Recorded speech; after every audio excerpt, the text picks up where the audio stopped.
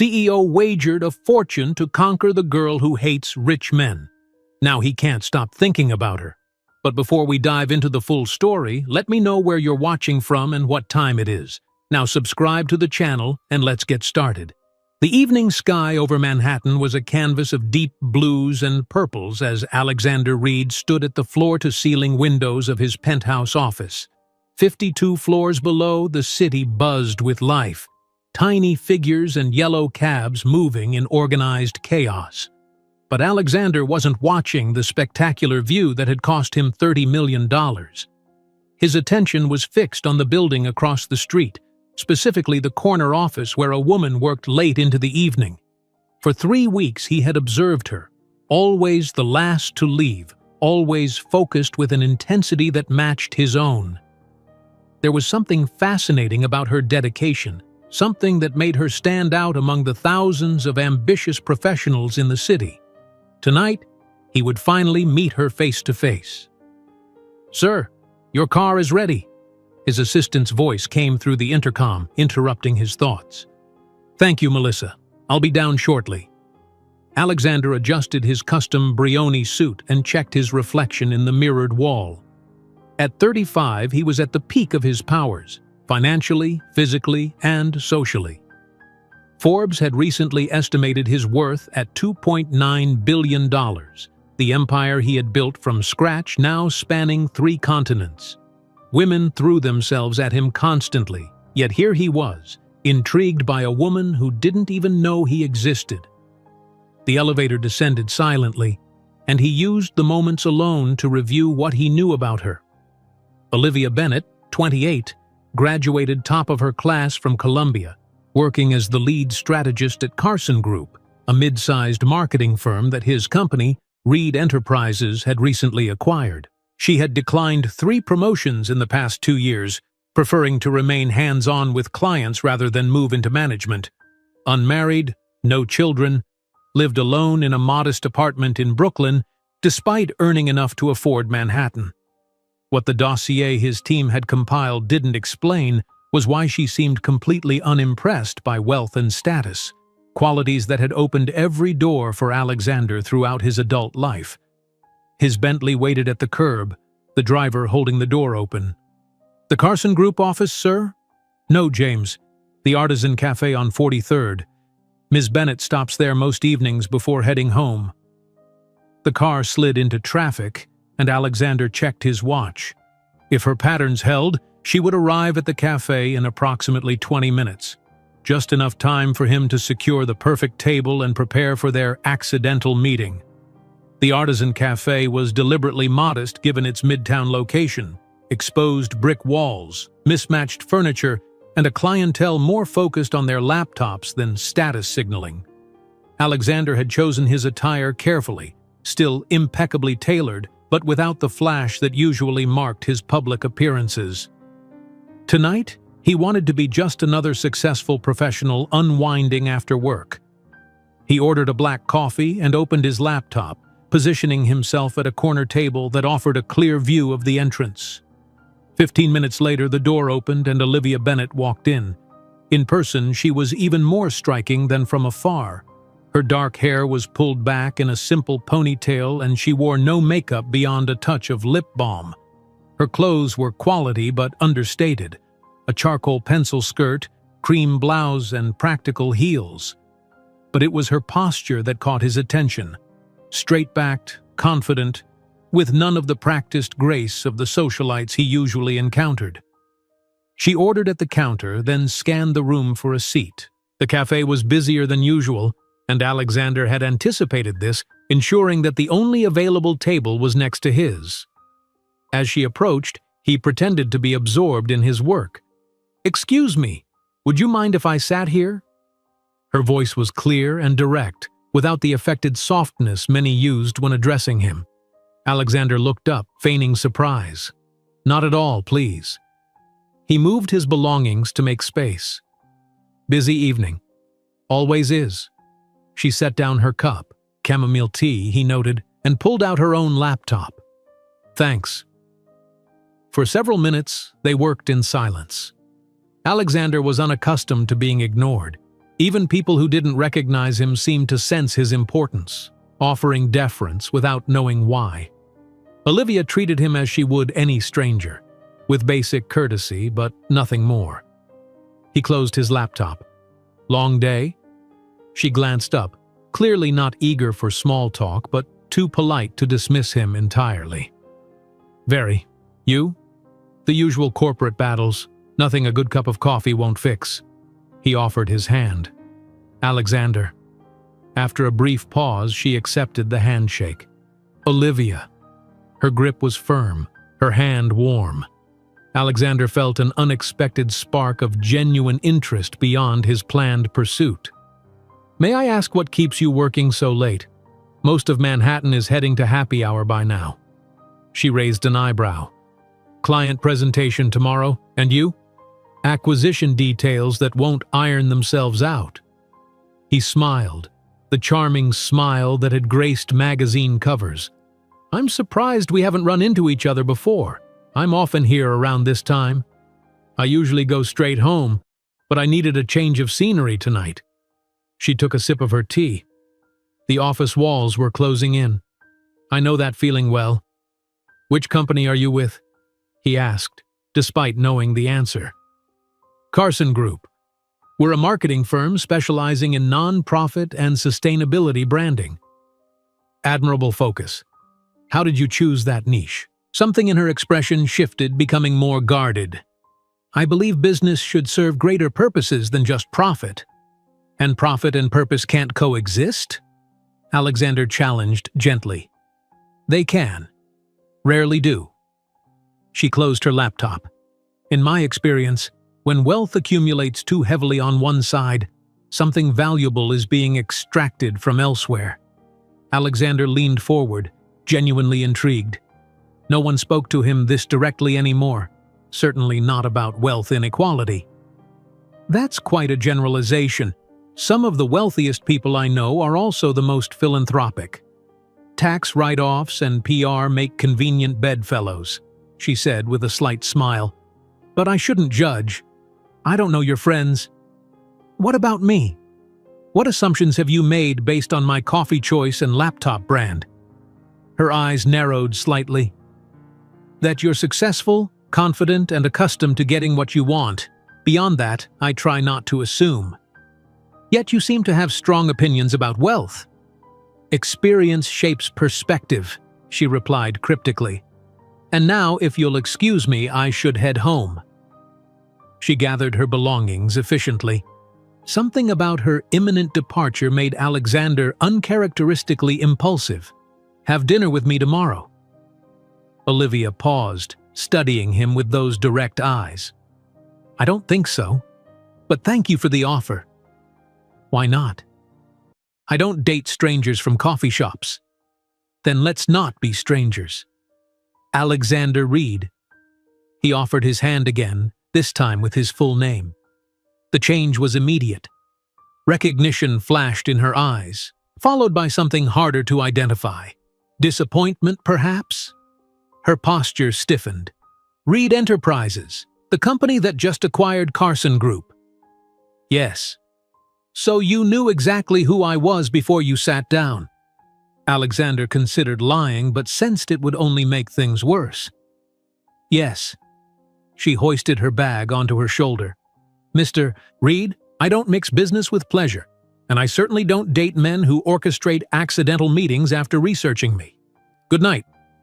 She left without looking back, leaving Alexander staring after her, the rejection stinging more than it should have. His phone buzzed, his best friend and CFO, Marcus Whitman. How'd the meet cute go? Marcus asked when he answered. She walked out when she realized who I was. Marcus laughed. The great Alexander Reed rejected? I'm shocked. What's your next move? I'm not sure there is one. She seemed genuinely uninterested. Since when has that stopped you? You've pursued hostile corporate takeovers with less motivation. Alexander watched through the window as Olivia flagged down a taxi. This is different. Different how? Because she's the first woman who hasn't fallen at your feet? That makes her what? A challenge? No, it's Alexander struggled to articulate what had drawn him to Olivia Bennet. It wasn't just her beauty or the novelty of her rejection. There was something authentic about her that he rarely encountered in his world of calculated appearances and strategic relationships. "She's real," he finally said. Marcus was silent for a moment. "Careful, Alex. She works for a company you own. This could get messy." "I know," Alexander sighed. "I'll back off." But even as he said the words, he knew they weren't true. Something about Olivia Bennet had gotten under his skin, and Alexander Reed wasn't accustomed to denying himself what he wanted. The next morning, Olivia arrived at her office to find a delivery awaiting her. Not flowers or jewelry, the usual tactics of men like Reed, but a rare first edition of Small is Beautiful, Economics as If People Mattered, a book she had once mentioned in an interview for the company newsletter. The note read simply, "Not all wealth is created equal. Neither are all apologies. Coffee again sometime?" It was signed AR. She placed the book in her drawer and tried to focus on work, but her mind kept returning to their encounter. Why was a billionaire CEO pursuing her? Was it the challenge, the novelty of rejection, or something else entirely? Across town, Alexander was facing similar distractions. During a board meeting, his thoughts drifted to Olivia's dismissive exit, her clear disdain for his world. Usually, when Alexander wanted something, or someone, he pursued it with tactical precision until it was his. But standard tactics wouldn't work here. Olivia Bennet required a different approach. "Earth to Alex," Marcus nudged him as the meeting concluded. "You're thinking about her again, aren't you?" "I sent her a book." "A book? Not diamonds? You're slipping." "She'd throw diamonds in my face. The book might at least get opened." Marcus studied his friend. "I haven't seen you like this since. Actually, I've never seen you like this. What's your end game here?" Alexander considered the question. What did he want from Olivia Bennet? A date? A conquest? Or something more substantial?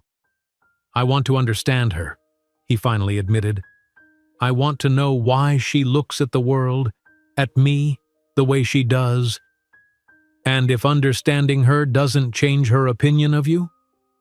Alexander stared out at the Manhattan skyline. The empire he'd built spread before him. For the first time in years, he felt uncertain.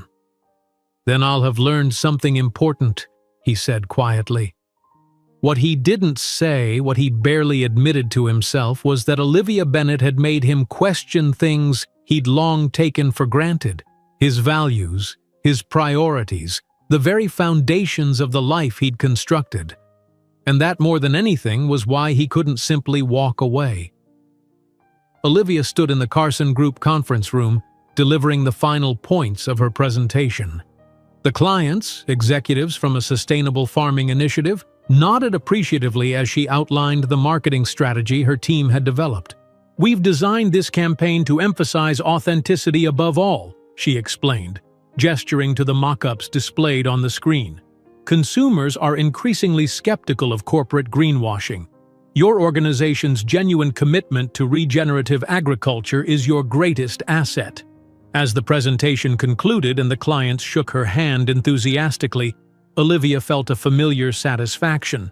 This was why she'd declined management promotions. The direct impact of her work, helping worthy causes find their voice in a crowded marketplace.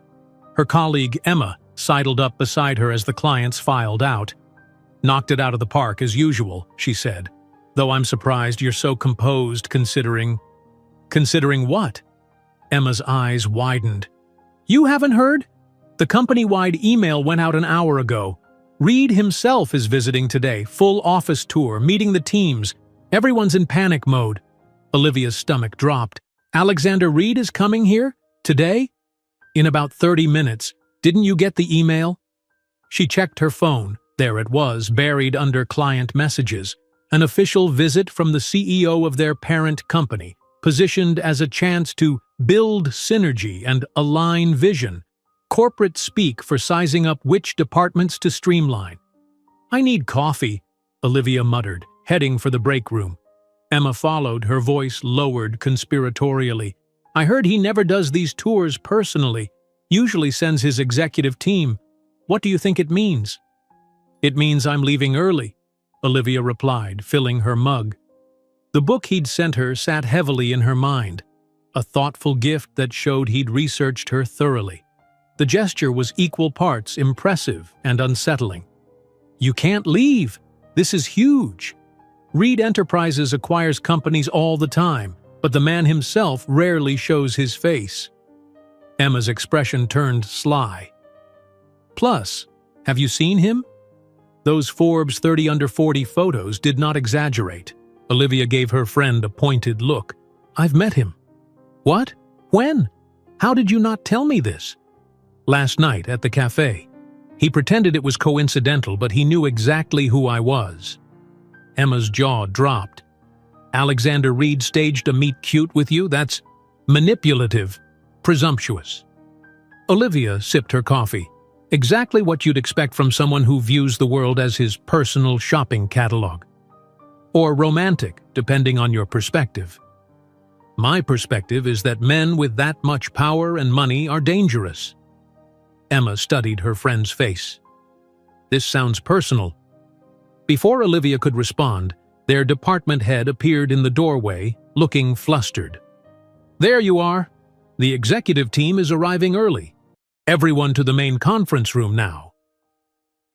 The office transformed as workers hurriedly cleared desks, straightened clothing, and whispered nervously to one another. Olivia reluctantly followed the crowd into the large glass-walled conference room that overlooked the city.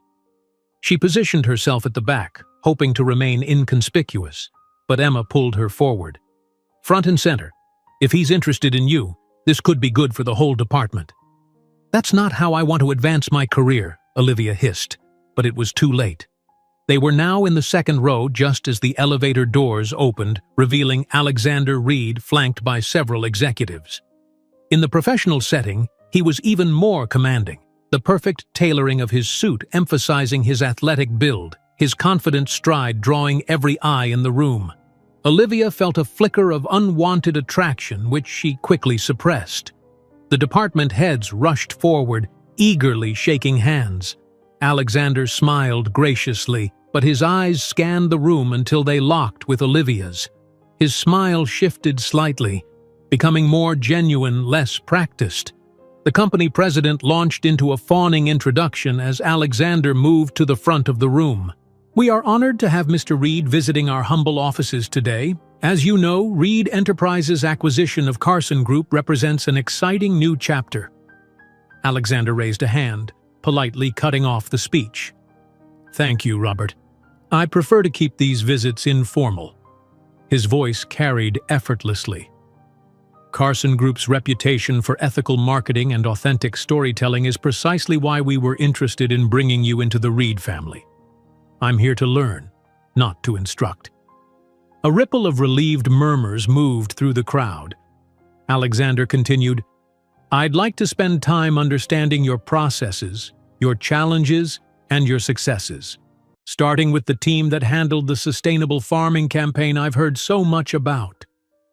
Emma elbowed Olivia, who kept her expression neutral despite the obvious targeting. Alexander was using his position to force an interaction she had already declined. The next hour was excruciating. Alexander moved through the office with charismatic ease, showing genuine interest in people's work, remembering names, asking insightful questions. Employees who had been nervous were soon charmed, eagerly sharing their projects and ideas. When he finally reached Olivia's team, she felt the weight of Emma's excitement beside her. Alexander greeted each team member individually before turning to her. "Ms. Bennett, I understand you led the farming initiative. Impressive work." "Thank you, Mr. Reed. It was a team effort." Her tone was professionally cordial but cool. "I'd love to hear more about your approach. Would you mind showing me the campaign materials?" It wasn't really a request. Olivia gestured to her workspace where the presentation boards were still displayed. As she walked him through the strategy, keeping her explanation strictly professional, she was annoyed to find him asking genuinely thoughtful questions about ethical marketing practices. Your emphasis on transparency is refreshing, he said when she finished. Most agencies would have glossed over the transitional challenges the farmers faced. Most agencies are selling an illusion. We prefer reality. He smiled at the barb. Reality has its own appeal. Would you have time for a more in-depth discussion? Perhaps over lunch?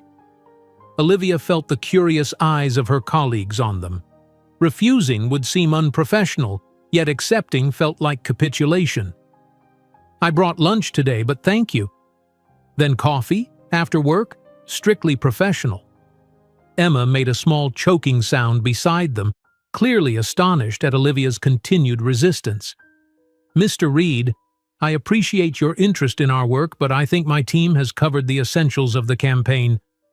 Olivia maintained steady eye contact, refusing to be intimidated. Alexander studied her for a moment, then nodded. Of course. I wouldn't want to take up more of your valuable time. He turned to address the whole team. Exceptional work, everyone. You're maintaining the high standards that made Carson Group a perfect addition to our portfolio. As he moved on to the next department, Emma grabbed Olivia's arm. Are you insane? You just turned down the CEO, twice. He's not interested in my marketing strategies, Emma. So what?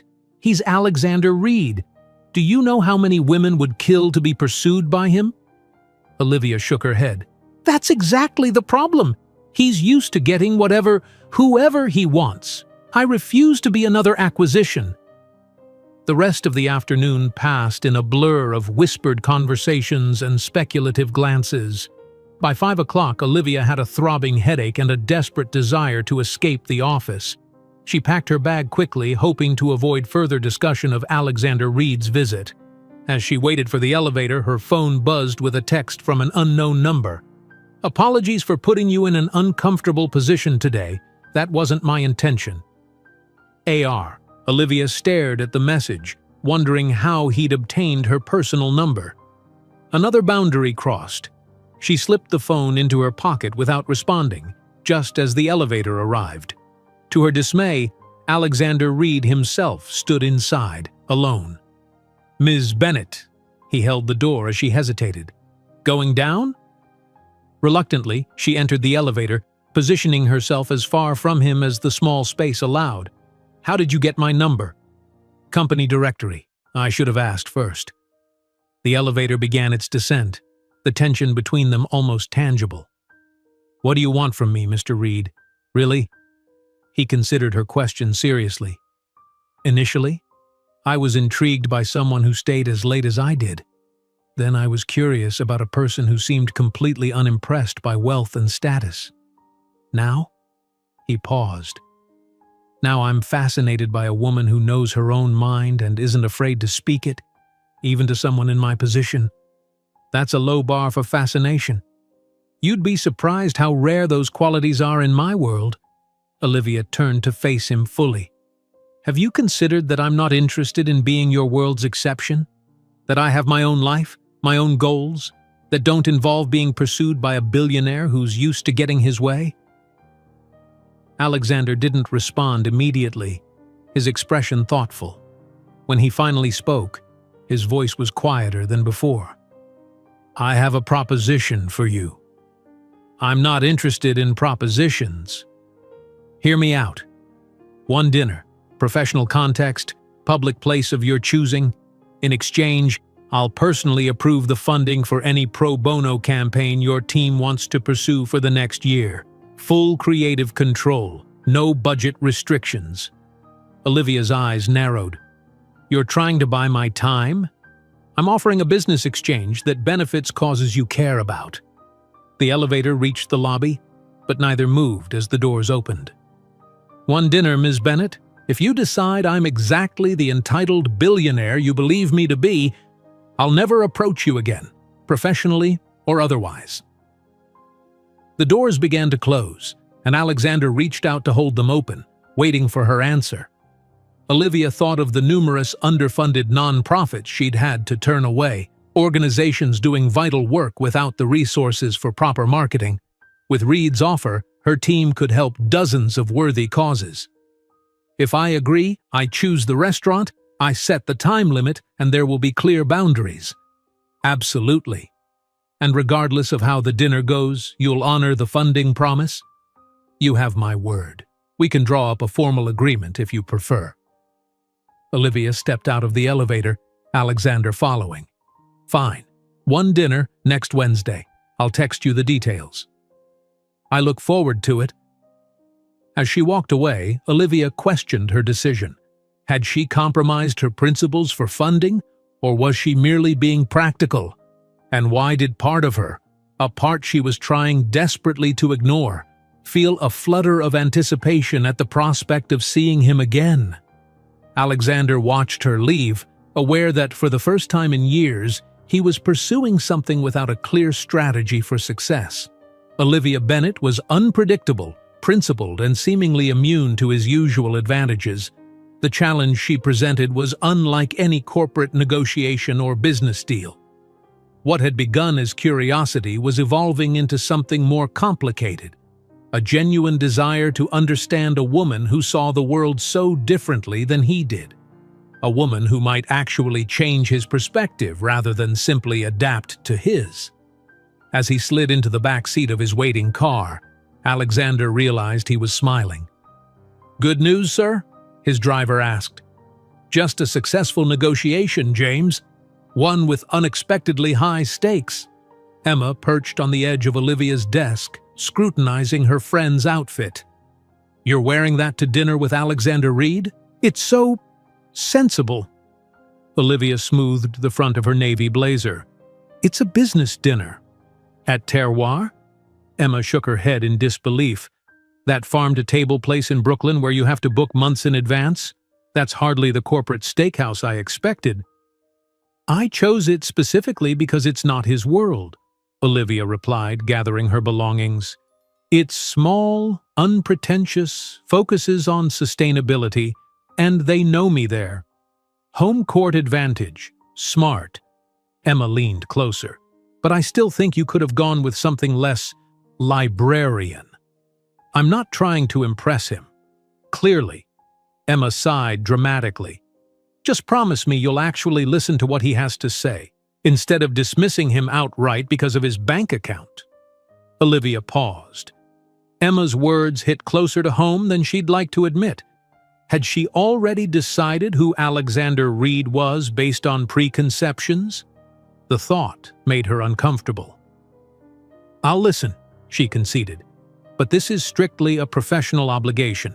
One dinner in exchange for funding that will help deserving organizations. Whatever helps you sleep at night, sweetie." Emma winked as she returned to her desk. Olivia arrived at Terroir 15 minutes early, wanting to secure the right table and mental space. The restaurant was housed in a renovated industrial building, with exposed brick walls and repurposed wood furnishings. Large windows looked out on a small urban garden where many of the ingredients were grown. The owner, Sophia, greeted her warmly. "Your usual table by the window, Leave?" "Actually, I need something a bit more private tonight. Business dinner." Sophia raised an eyebrow but led her to a corner table partially screened by potted herbs. "Special occasion?" "Not exactly. Just a work thing." As Sophia walked away, Olivia noticed several heads turned toward the entrance. Alexander Reed had arrived precisely on time, and his presence immediately altered the energy of the room. Even in this understated environment, dressed in what was likely his most casual clothing, dark jeans and a cashmere sweater over a button-down, he emanated authority and privilege. He scanned the restaurant, nodding politely at the curious stares, then smiled when he spotted her. Olivia felt a treacherous flutter in her stomach and quickly suppressed it. "Ms. Bennett," he greeted her, extending his hand. "Thank you for selecting such an interesting venue." She shook his hand briefly. "I thought you might appreciate experiencing how the other 99% dine." To her surprise, Alexander chuckled. "I deserved that, but I should mention I grew up in a household where boxed macaroni and cheese was a luxury. The 1% is a more recent habitat." Olivia hadn't expected this admission, Nothing in his public persona suggested humble beginnings. "Your background isn't mentioned in any of your profiles," she said as they sat down. "It doesn't fit the narrative people expect from a CEO." He picked up the menu, which was handwritten on recycled paper. "Most prefer the myth of the born titan of industry over the reality of the kid from South Boston who got lucky." Sophia approached their table, recognition dawning on her face as she saw Alexander. "Welcome to Terroir. I see you're dining with one of our regulars." "Olivia has excellent taste," Alexander replied. "Everything here looks remarkable." "We're proud to source all our ingredients from within a 50-mile radius," Sophia explained. "Tonight's specials are on the board, but I'd recommend the chef's tasting menu if you want the full experience." "Perfect," Alexander agreed. "And perhaps a bottle of whatever local wine you'd suggest?" After Sophia left, Olivia studied him across the table. "South Boston? Triple-decker house on G Street. My mother worked 3 jobs after my father left, which is why," he added, seeming to anticipate her next question, "I've never spoken publicly about growing up poor. She worked too hard for me to use her struggles as an inspirational backstory for magazine profiles." Olivia hadn't expected this level of perceptiveness or respect. It disrupted her carefully constructed image of Alexander Reed, billionaire stereotype. "How does someone go from South Boston to the Forbes list?" Alexander considered his answer. "The simplified version is scholarships, student loans, grinding through MIT while working nights, then a tech startup that got acquired at the right time. But that skips over the countless failures, the nights sleeping in my car to save rent money, the constant fear of ending up back where I started. And now? You've clearly overcome that fear. Have I?" His eyes met hers with unexpected vulnerability. "Success isn't a destination, Ms. Bennett. It's a treadmill that goes faster the longer you stay on it." Sophia returned with wine and the first course, tiny radishes with house-cultured butter and sea salt. As she explained the dish, Olivia observed Alexander's genuine interest and respectful questions. When they were alone again, Alexander tasted the wine and nodded appreciatively. "Impressive. Unconventional choice to grow vinifera in this climate, but they've managed the acidity beautifully." "You know wine?" "I know enough to appreciate when someone is doing something challenging for the right reasons." He looked directly at her, like running a marketing firm that prioritizes ethics over easy profits. Olivia felt her defenses softening slightly, which immediately put her on guard. "If we're moving to business topics, I should confirm that our agreement stands. Regardless of how this dinner goes, my team gets approval for pro bono campaigns. Already in motion, the paperwork was filed this morning. Your department has a dedicated fund for pro bono work, effective immediately. No strings attached." She blinked, surprised by the uncomplicated fulfillment of his promise. "Thank you." "You sound surprised. I expected more negotiation." "I keep my word, Ms. Bennett, especially on matters of integrity." He paused. "May I ask why this is so important to you, the pro bono work specifically?" Olivia considered deflecting but decided on honesty. "My father was a union organizer. He believed in using his skills to help those without power or voice. I grew up watching him advocate for people who couldn't afford professional representation." "That explains your perspective on wealth inequality." "Partly," she admitted, "but I've also seen firsthand how accumulated wealth often comes at others' expense. The factory owners who fought my father's organizing efforts lived in mansions while their workers couldn't afford health insurance." Alexander nodded thoughtfully. "A valid observation for many cases. But is it always true?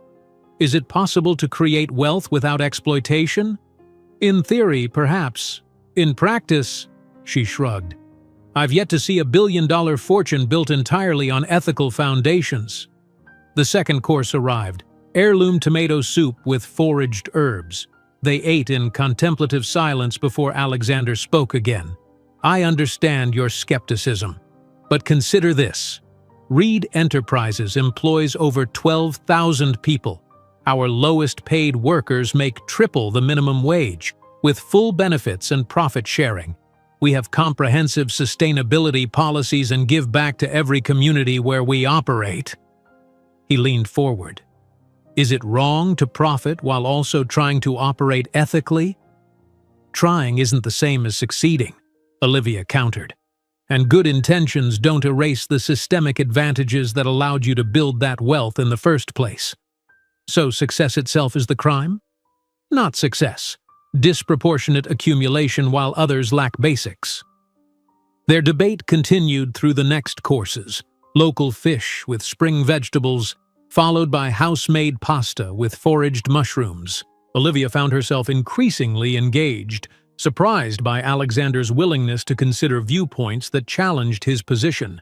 He didn't dismiss her criticisms or become defensive, instead asking thoughtful questions that forced her to articulate her beliefs more precisely. By the time dessert arrived, rhubarb tart with honey ice cream, the conversation had shifted to their personal journeys. "You declined several promotions," Alexander noted. "Most people would have jumped at management opportunities. I'm more valuable where I am. Moving up would mean less hands-on work with clients, more bureaucracy." "Purpose over position.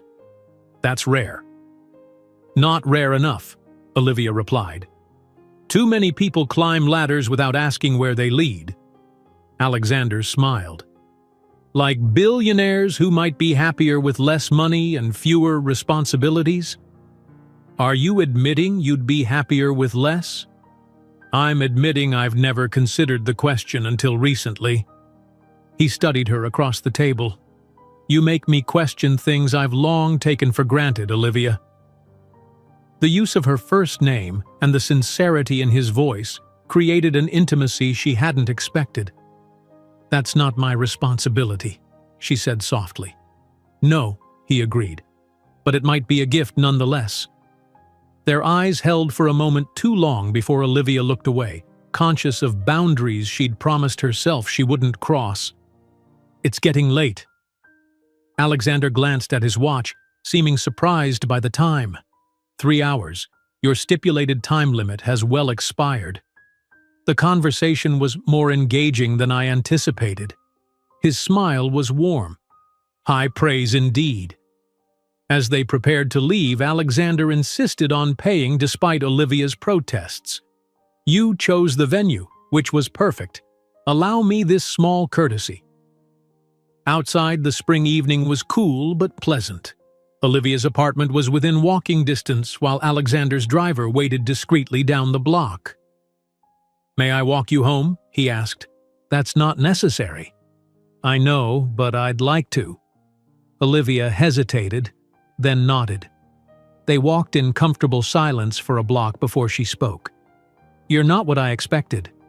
Neither are you, though I had the advantage of research." She glanced at him. "Why me, Alexander? Truthfully, you could have any woman in New York. Why pursue someone who made it clear she wasn't interested?" He considered the question carefully. "Because you saw me, the real me, immediately. Not the wealth, not the reputation. Just a man trying too hard to impress a woman who values substance over status." He smiled ruefully. It was refreshingly terrifying. "Terrifying? You? I've built my life around certain certainties. You challenge all of them simply by being yourself." They reached her apartment building, a pre-war walk-up with exposed fire escapes zigzagging down the facade. Nothing like the luxury high-rise he likely called home. "This is me," she said, stopping. Alexander made no move to come closer. "Thank you for this evening, Olivia. I learned more than I expected." "As did I." She hesitated. "The funding agreement stands regardless, as promised." She nodded, suddenly unsure how to end the evening. A handshake seemed too formal after hours of intimate conversation, yet anything more felt inappropriate. Alexander resolved the dilemma by taking a small step back. "Good night, Olivia Bennett." "Good night, Alexander Reed." She watched him walk away, his tall figure gradually blending into the Brooklyn night. Only when he disappeared from view did she realize she was still standing outside her building, replaying moments from their dinner in her mind. Upstairs in her apartment, Olivia kicked off her shoes and tried to make sense of the evening. Alexander Reed had defied her expectations at every turn, showing humility, asking genuine questions, listening to her criticisms without defensiveness. Most surprisingly, he'd revealed vulnerabilities she wouldn't have imagined a man in his position acknowledging. Her phone buzzed with a text from Emma. "Well, is he as awful as you expected?" Olivia stared at the message, unsure how to respond. Finally, she typed, "It's complicated." More complicated than she was ready to admit, even to herself. Alexander stood at the floor-to-ceiling windows of his penthouse, staring at the Manhattan skyline without really seeing it. Marcus lounged on the leather sofa behind him, nursing a glass of 30-year-old scotch. "So," Marcus said, breaking the silence, "you spent an entire evening in a hipster restaurant in Brooklyn, eating vegetables grown on the roof and discussing wealth inequality with a woman who thinks your very existence is problematic. And you enjoyed it?" Alexander turned, a faint smile playing on his lips. "I more than enjoyed it. I haven't had a conversation that honest in years." Honest is one thing. Actively challenging your life choices is another. Marcus set down his glass. "Alex, we've been friends since college. I've seen you pursue complex acquisitions, close impossible deals, but I've never seen you like this over a woman. She's not just any woman." Clearly. Marcus studied his friend. What happens when the novelty wears off? When being challenged becomes exhausting rather than exciting? Alexander considered the question. "I don't think it would. Olivia isn't challenging me for sport or leverage. She genuinely believes in something different than I do, and she's willing to defend that belief, even to someone who could fire her. That's either integrity or foolishness. Is there a difference?" Marcus laughed. "Now you sound like her." Alexander's phone buzzed. An email from Olivia Bennett. His heart rate quickened embarrassingly as he opened it. "Mr. Reed, thank you for dinner last night and for honoring our agreement regarding pro bono funding. My team is already developing proposals for several worthy organizations. I've attached the draft announcement for your review before it goes to the broader Carson Group team.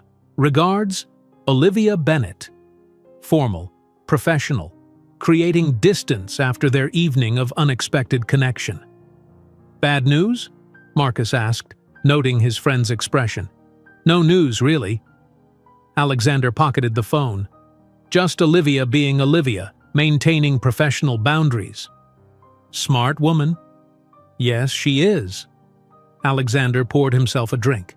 "Which is why I need your advice. I want to see her again, but another dinner invitation would likely be rejected." "Then don't ask her to dinner."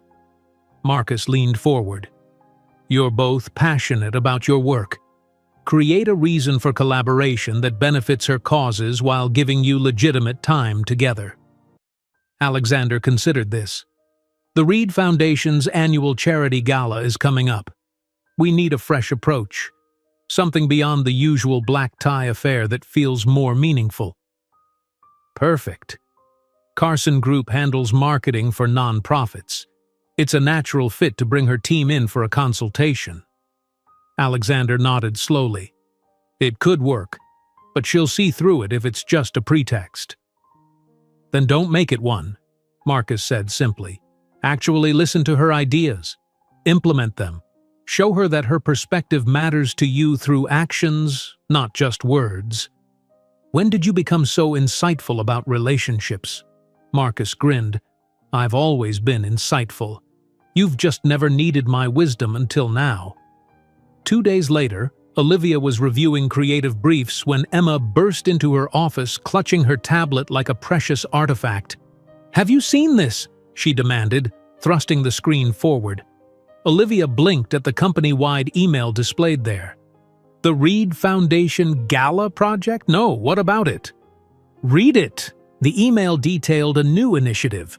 Carson Group had been selected to reimagine the Reed Foundation's annual fundraising gala, traditionally a state affair that raised millions for various causes. This year, they wanted something transformative, more authentic, more impactful, and Olivia Bennet was specifically requested to lead the project. "This is huge," Emma breathed. "The Reed Gala is legendary. Celebrities, politicians, billionaires all in one room opening their checkbooks for charity." Olivia frowned. "It's also legendarily superficial. Rich people easing their consciences with tax-deductible donations while eating $1,000 dinners. Which is exactly why they want you. Look." Emma pointed to a paragraph. "They specifically mention wanting to move away from performative philanthropy toward meaningful engagement with causes. That's you all over." Olivia read the entire email more carefully. The language was genuine, the goals aligned with her values, and the opportunity to redirect millions in charitable giving toward worthy causes was significant. It was also, almost certainly, engineered by Alexander Reed to create another point of contact between them. "I'll need to think about this," she said finally. "Think about what? This is career-making. Plus, you'd be working directly with Reed himself. That's part of what I need to consider." Emma's eyes widened in realization.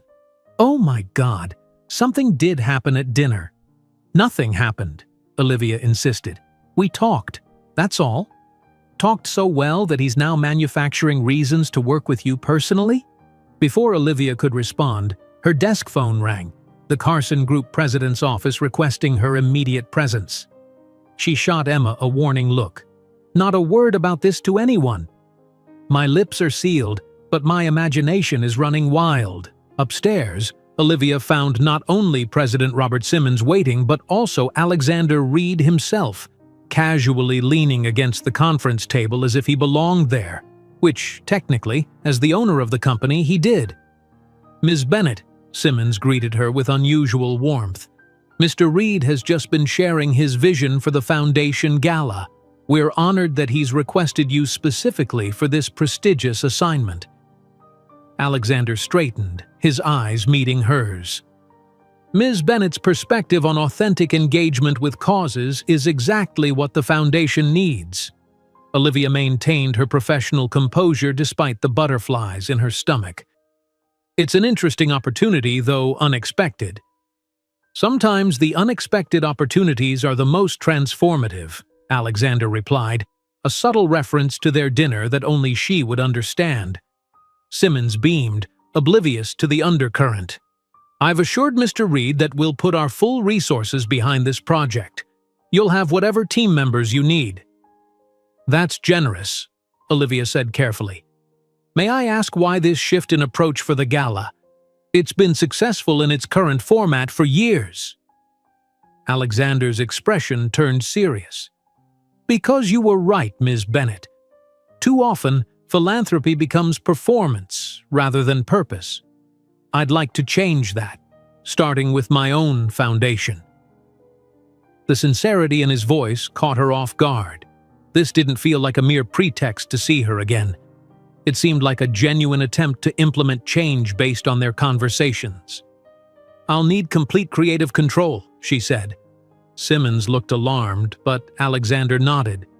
"Agreed. And final approval over the guest list and fundraising structure." "Within reason, yes. And I'll need you to be hands-on throughout the process, Mr. Reed, not delegating to your staff."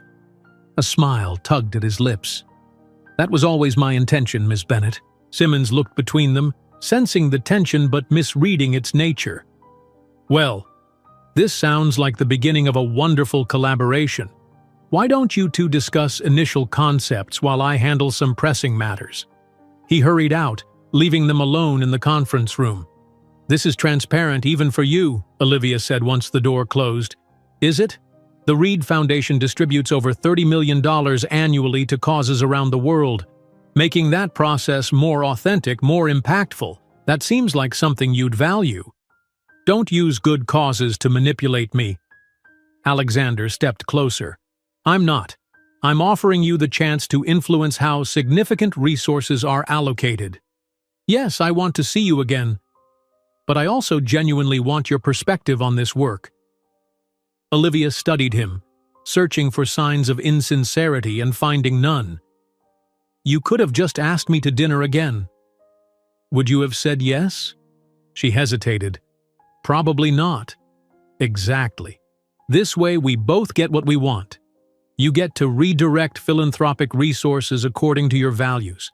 I get your insights and your company." The honesty of his response was disarming. "Meetings will be in professional settings during business hours," she stipulated. "Of course. And no leveraging your position as CEO to pressure me or my team." "I wouldn't dream of it." Olivia sighed, recognizing she was running out of objections. "Fine. When do we start?" "How about now? I've cleared my afternoon." An hour later, they were deep in discussion in Olivia's office, whiteboards filled with concepts and strategies. The gala was 9 weeks away, a tight timeline for a complete reimagining, but Alexander had promised whatever resources they needed. "What if," Olivia suggested, drawing on the board, "instead of a single event, we create a week of engagement?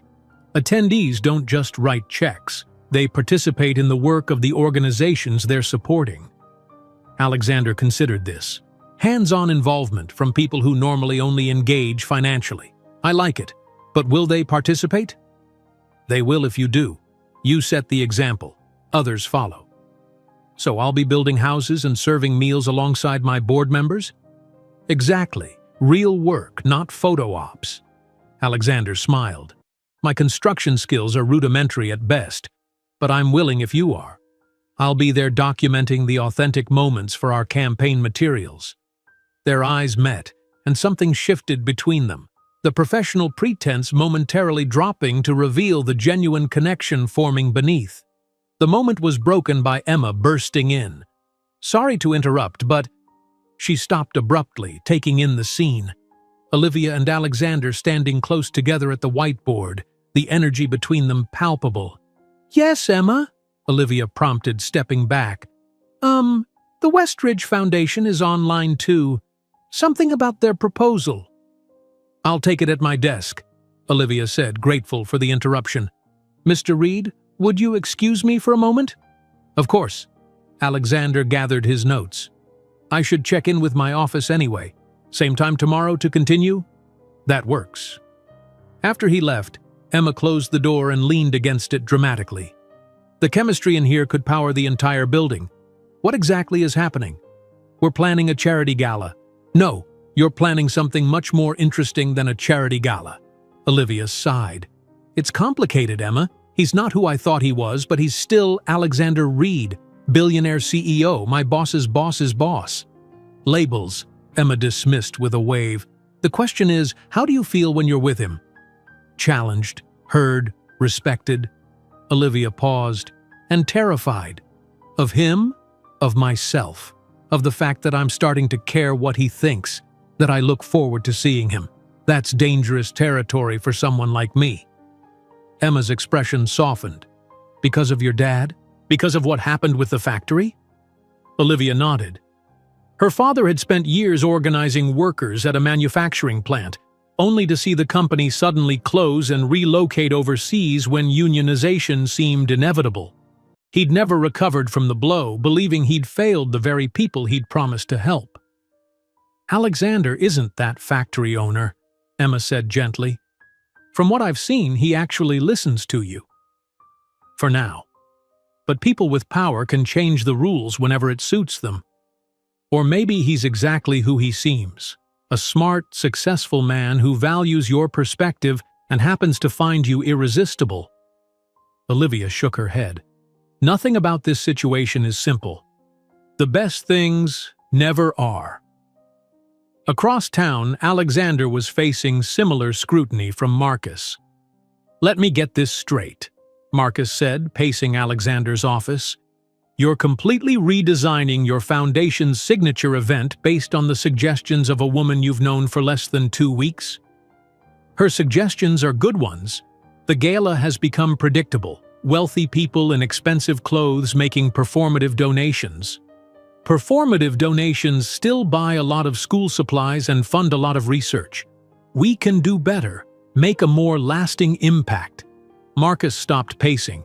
This isn't just about the gala. You're changing, Alex, ever since you met her. Alexander considered this. Maybe I am. Is that so terrible? It depends on why you're changing. Is it for yourself or for her approval? The question hit a nerve. Alexander had never sought anyone's approval, not since leaving South Boston behind. His success had been built on confidence in his own judgment, often against prevailing wisdom. Was he now altering his approach to impress Olivia Bennet? I'm changing because she's made me question assumptions I've held for years, he finally said. That's not seeking approval, it's growth. Marcus didn't look convinced, but he nodded. Just be careful. The board is already asking questions about this gala redesign. If it fails, it won't, Alexander said with certainty. Not with Olivia leading it. His phone buzzed with a text from her. Meeting tomorrow moved to 10 a.m.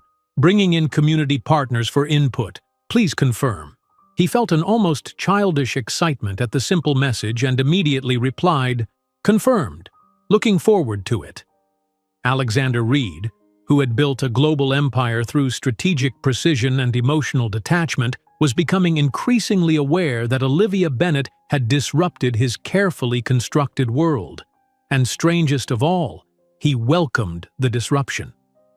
Over the next 3 weeks, Olivia's life fell into a new rhythm. Mornings began with team meetings for the gala project.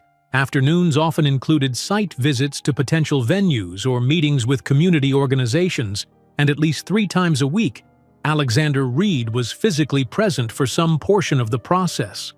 They maintained professional boundaries in front of others, but their conversations had taken on a familiar shorthand that spoke to their growing understanding of each other. Today, they were touring an abandoned warehouse in Queens that Olivia had suggested as a potential venue, a stark departure from the luxury hotels that typically hosted the gala. The symbolism is powerful, she explained as they walked through the cavernous space. This building once employed hundreds of workers before manufacturing moved overseas. Now it can be temporarily transformed to raise funds for programs that help communities affected by similar economic displacement. Alexander surveyed the dusty concrete floors and exposed beams. It's certainly unexpected. The board will have questions. Let them question. That's part of the point. Olivia gestured expansively.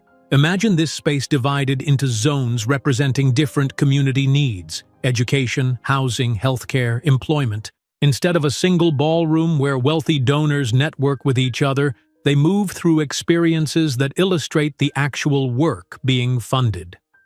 As she outlined her vision, Alexander found himself watching her more than the space. The animation in her face, the passionate gestures, the absolute conviction that this unconventional approach was worth the risks. 3 weeks ago, he would have dismissed the concept as too experimental for his foundation's signature event. Now, he was not only considering it but actively championing it. We'll need to address practical concerns, he said. Security, access for older donors, weather contingencies. Already on it. Olivia pulled out her tablet showing detailed plans. We've consulted with event security specialists, and the building has alternative entrances that can be made fully accessible. As for weather, we'll have covered arrivals areas and climate control throughout. You've thought of everything? That's my job. She hesitated. There's something else I want to show you. She led him to a small door at the back of the warehouse which opened onto a weed-strewn lot overlooking the East River. Despite the neglect, the view was spectacular. Manhattan's skyline framed perfectly across the water. This could be cleared and set up as a reflection space, Olivia said. Somewhere quiet where people can contemplate the evening's experiences and decide how they want to contribute, not just financially but with their time and influence. Alexander stood beside her, their shoulders nearly touching as they gazed at the city. It's beautiful, he admitted.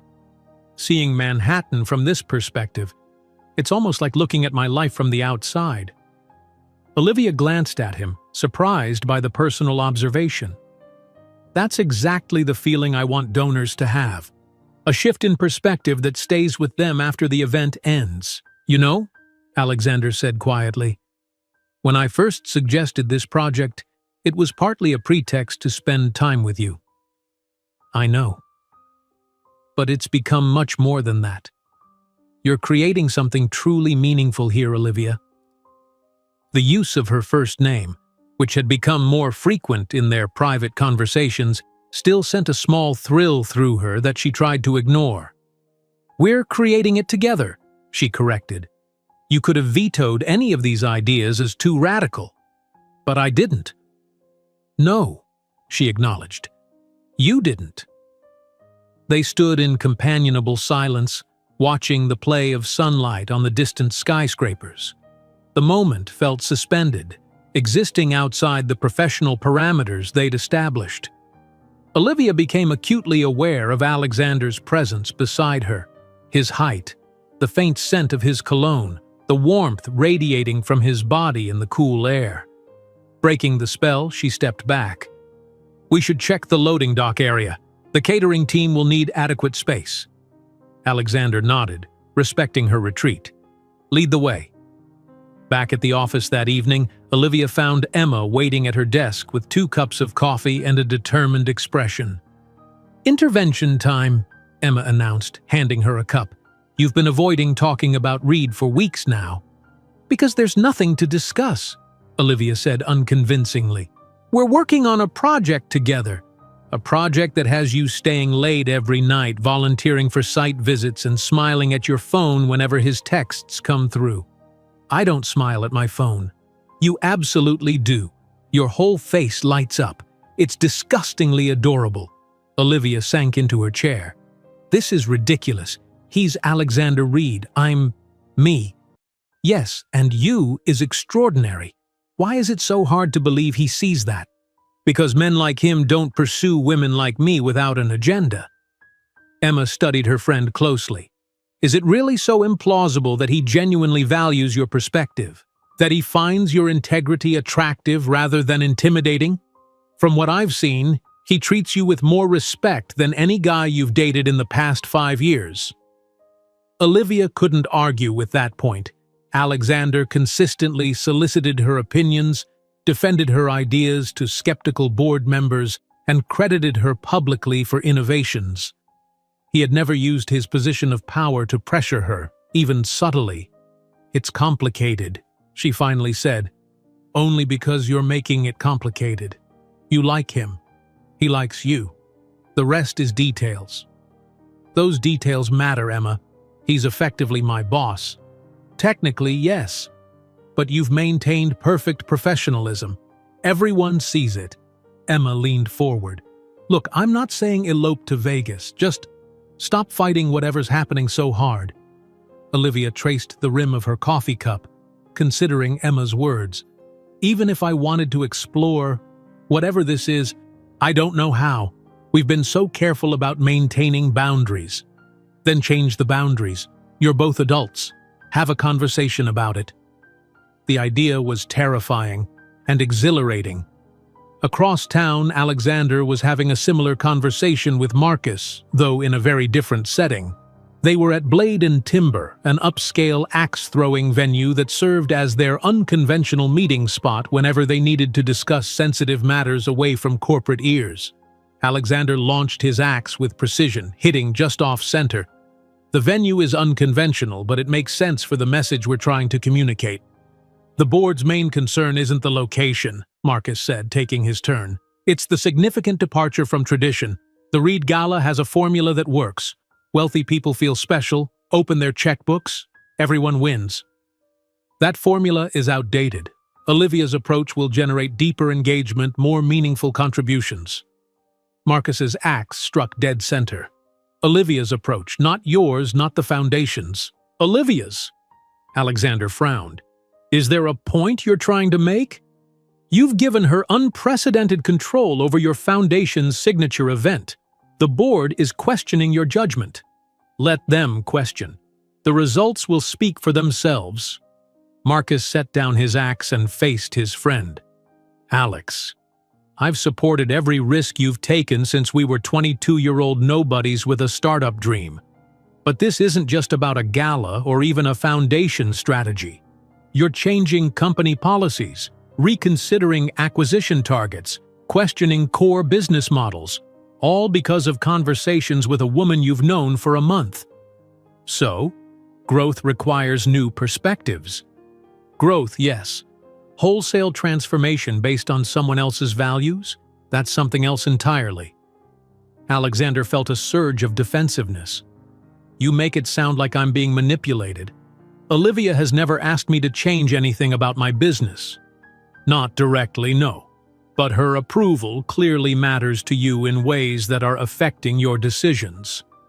The observation hit uncomfortably close to home. Alexander had recently halted a planned acquisition after realizing it would involve significant workforce reductions, something he'd done numerous times before without hesitation, but now found himself questioning through Olivia's implied lens. Maybe her approval matters because she sees things I've been blind to, he said finally. Is that so terrible? Marcus's expression softened. Not terrible. Just concerning when it happens so quickly, so dramatically.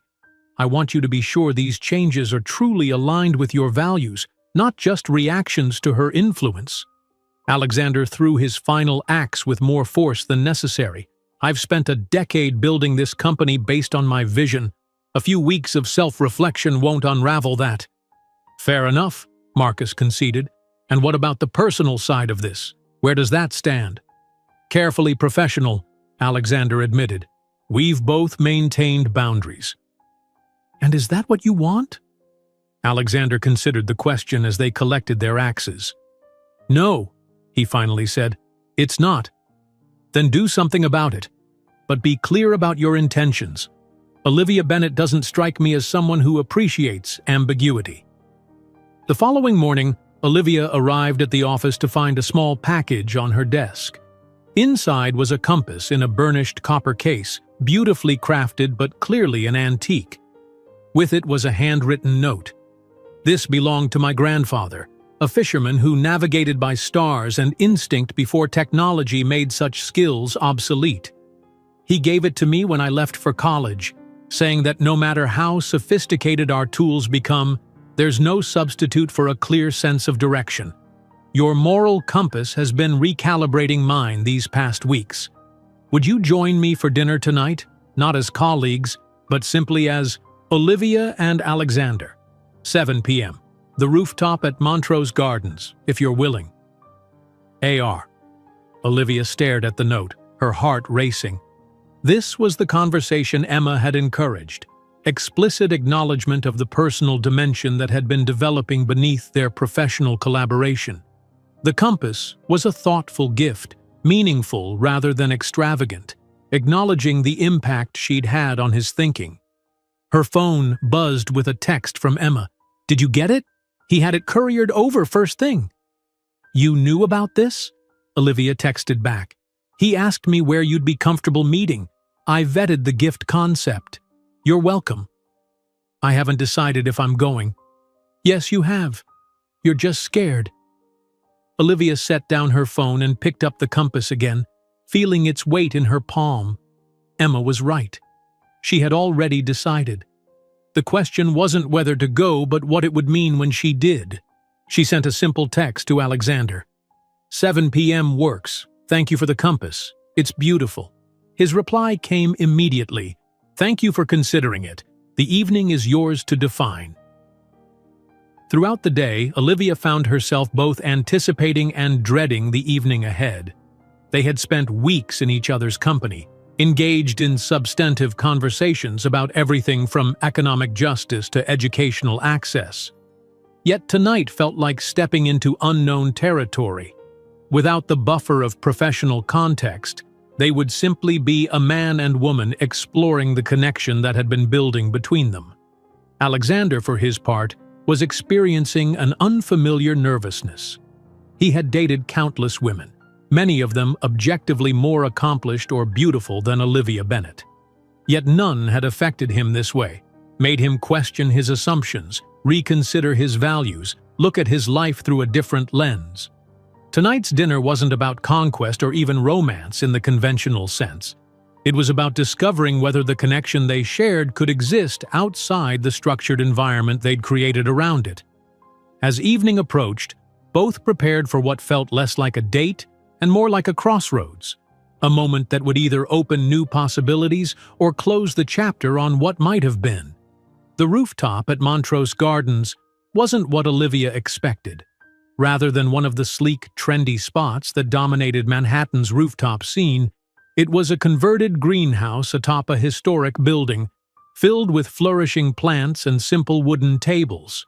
String lights crisscrossed the glass ceiling, and the city spread out below like a carpet of jewels. The space felt intimate despite being open air, with dividers of tall bamboo creating private nooks among the greenery. Alexander was already waiting when she arrived, dressed more casually than she'd ever seen him. Dark jeans and a simple button-down shirt, no tie, no designer labels visible. He looked younger, more approachable, and Olivia felt a flutter of nervousness that had nothing to do with his wealth or status. He stood when he saw her. "You came." Something in his tone suggested he hadn't been entirely certain she would. "I said I would," she replied, sliding into the seat across from him. "In my experience, people say many things they don't mean, especially to someone in my position." "Well, I'm not people, and I don't care about your position." Alexander smiled.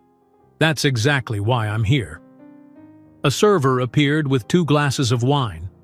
"I took the liberty of ordering this," Alexander said. "It's from a small vineyard in the Hudson Valley.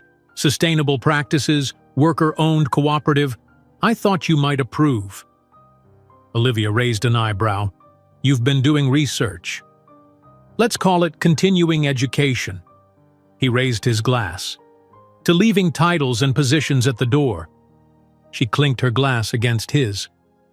Just Olivia and Alexander.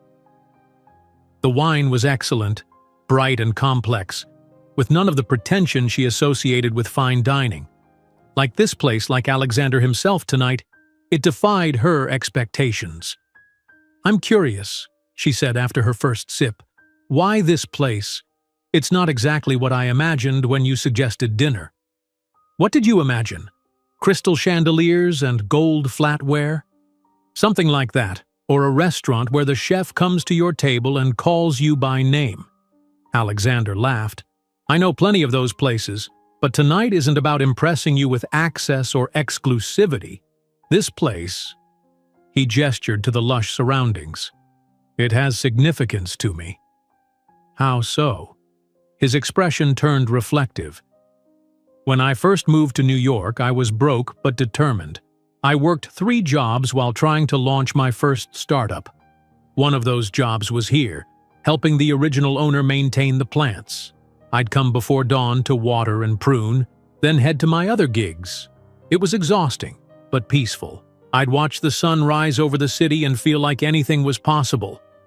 Olivia tried to picture Alexander as a struggling entrepreneur, working manual jobs to make ends meet. It contradicted the polished CEO image he projected to the world, yet somehow felt more authentic than any version of him she'd encountered previously. "It's hard to imagine you watering plants for minimum wage," she admitted. "Not just watering. I learned about each species, what it needed to thrive, how to diagnose problems, when to intervene and when to let nature take its course." His eyes met hers. "Valuable lessons for business and life. Is that why you brought me here? To show me where you got your start?" "Partly, but also because when I finally achieved success, I bought this building to preserve the garden. The previous owner was facing eviction as developers wanted to convert it to yet another exclusive club. I couldn't let that happen." "So you saved it?" "I gave it a chance to continue serving its purpose, yes. We opened it to the public, established a training program for disadvantaged youth to learn urban agriculture. It's not charity. It's sustaining something valuable that the market would have eliminated." Olivia felt a shift in her perception of him, Another layer revealed beyond the billionaire businessman. Why isn't this story in your public profile? It humanizes you in a way all those Forbes features never could. Alexander shrugged. Some things I keep private. The narrative of ruthless business genius serves its purpose in boardrooms and negotiations, but it's not the complete picture. What else does that picture include? She asked softly. As they shared a simple but exquisite meal of locally sourced ingredients, Alexander told her about growing up in Boston with a single mother who worked cleaning homes, about the community center director who recognized his aptitude for mathematics and pushed him to apply for scholarships, about sleeping on friends' couches during his first year in New York because he couldn't afford rent and wanted to save every penny for his business. In turn, Olivia shared more about her childhood following her father from union meetings to community actions, about the devastating impact of the factory closure on her hometown, about her decision to pursue marketing as a way to amplify voices that often went unheard. You could do that work more directly, Alexander noted. Activism, politics, nonprofit leadership. I considered all of those paths, but I realized marketing is how modern consciousness is shaped. If you want to change hearts and minds, you need to understand how communication actually works, not just how we wish it worked. Pragmatic idealism, I like that. Their conversation flowed easily, touching on books, films, places they'd traveled, childhood memories. The normal exchange of two people getting to know each other, yet infused with an underlying tension that had nothing to do with their professional connection and everything to do with the attraction simmering between them. As dessert arrived, a simple berry tart with herbs grown in the rooftop garden, Alexander said, "May I ask you something personal?" Olivia nodded, curious. "Why did you agree to come tonight? After working so hard to maintain professional boundaries?" She considered her answer carefully. "Because despite my best efforts, I find myself thinking about you beyond our professional interactions, and I needed to know if that was just the allure of your world, or something more substantial." "And what have you concluded?" "That I'm still figuring it out."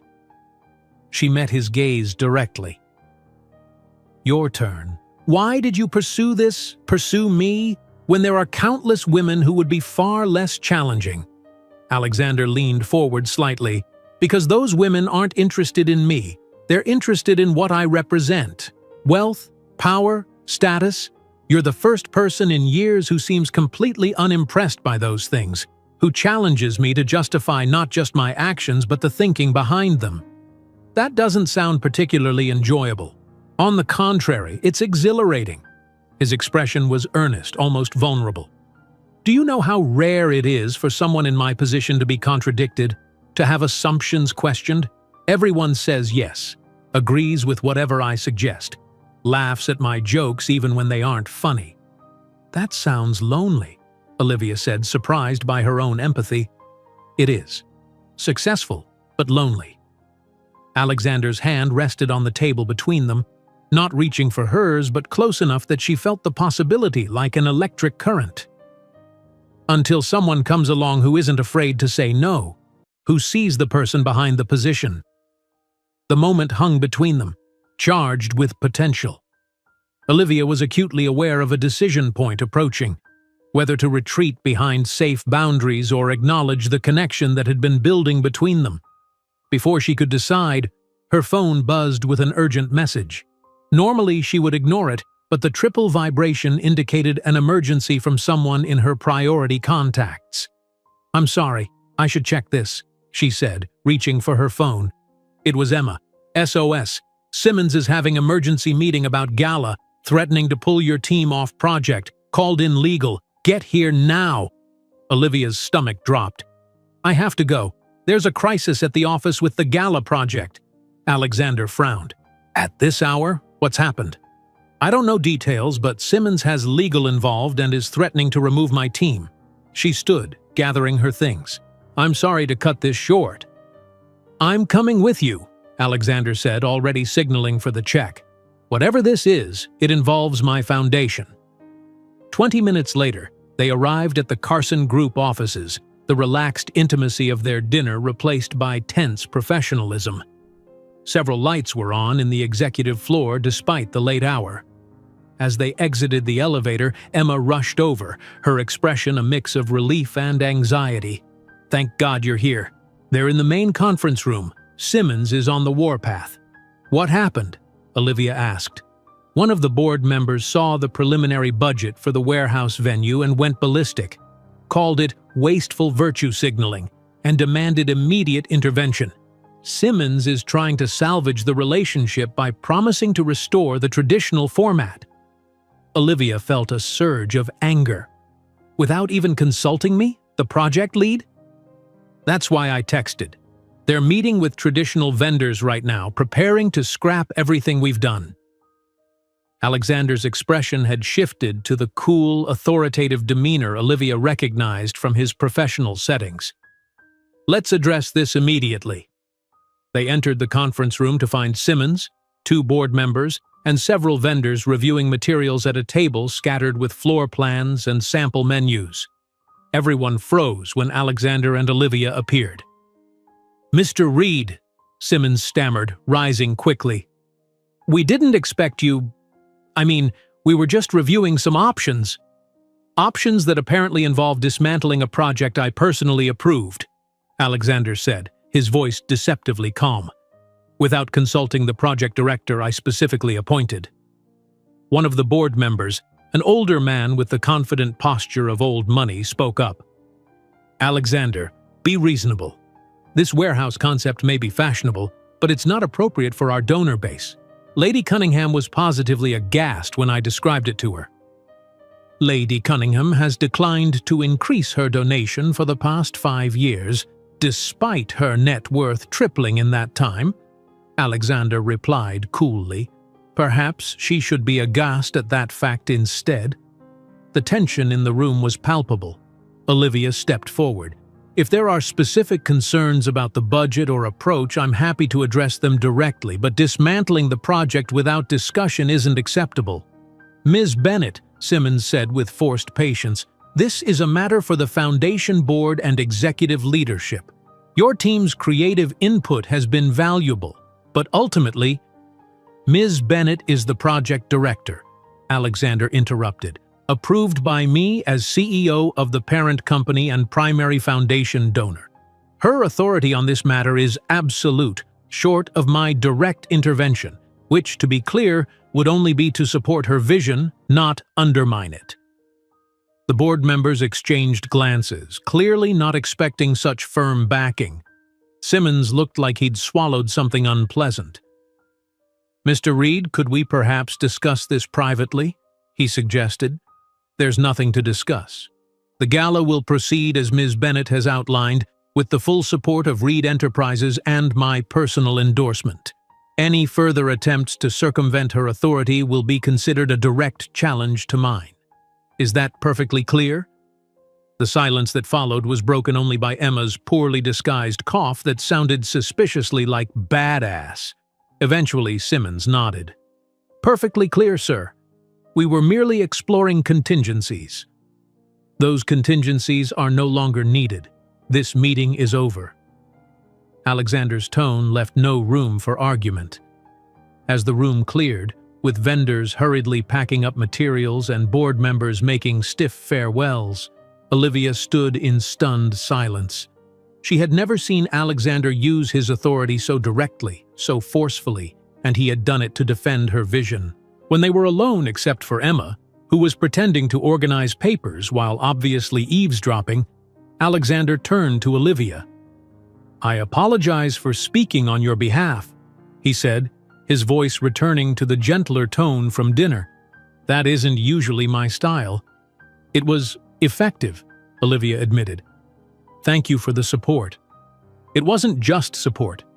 It was the right thing to do." He glanced at his watch. "Our evening was interrupted rather dramatically. Perhaps we could reschedule." The corporate power play she had just witnessed complicated her already conflicted feelings. Alexander had defended her, yes, but he had also demonstrated exactly the kind of unilateral authority she found problematic in principle. even when exercised in her favor. "I need some time to process this," she said honestly. "Tonight was already pushing my boundaries. Then this—" He nodded, respecting her hesitation. "I understand. For what it's worth, I enjoyed our dinner tremendously, political maneuvering notwithstanding." "So did I," she admitted. "More than I expected to." Emma, abandoning all pretense of not listening, looked between them with undisguised interest. "I'll leave you to deal with the aftermath," Alexander said, gesturing to the scattered meeting materials. "But Olivia, our conversation isn't finished. When you're ready." After he left, Emma practically pounced. "What happened at dinner? And more importantly, what was that? He basically declared corporate war to protect your project." Olivia sank into a chair, emotionally exhausted from the evening's dramatic shifts. "It's complicated. You keep saying that, but I just watched Alexander Reed burn down conventional corporate hierarchy to defend your vision. That seems pretty straightforward to me." "Is it? He exercised exactly the kind of unilateral power I've always criticized. The fact that he used it to support me doesn't change what it represents." Emma considered this. "Or maybe it does. Power itself isn't the problem, it's how it's used. Tonight he used it to protect something meaningful against people who wanted to revert to safe, shallow tradition." Olivia wasn't entirely convinced, but Emma's perspective gave her pause. What if power, like wealth, wasn't inherently problematic, but contextual? What if Alexander was demonstrating exactly how privilege could be leveraged for positive change? And beyond these philosophical questions was a more immediate concern: the undeniable attraction she felt toward him, complicated now by gratitude, admiration, and lingering uneasiness about the dramatic power imbalance between them. "I need to focus on salvaging the project," she said finally. "Personal considerations will have to wait." But as she gathered her things to leave, the memory of Alexander's words echoed in her mind.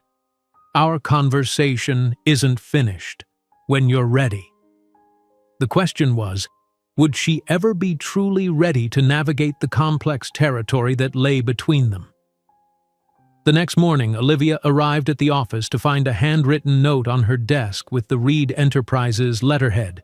The message was brief, but significant.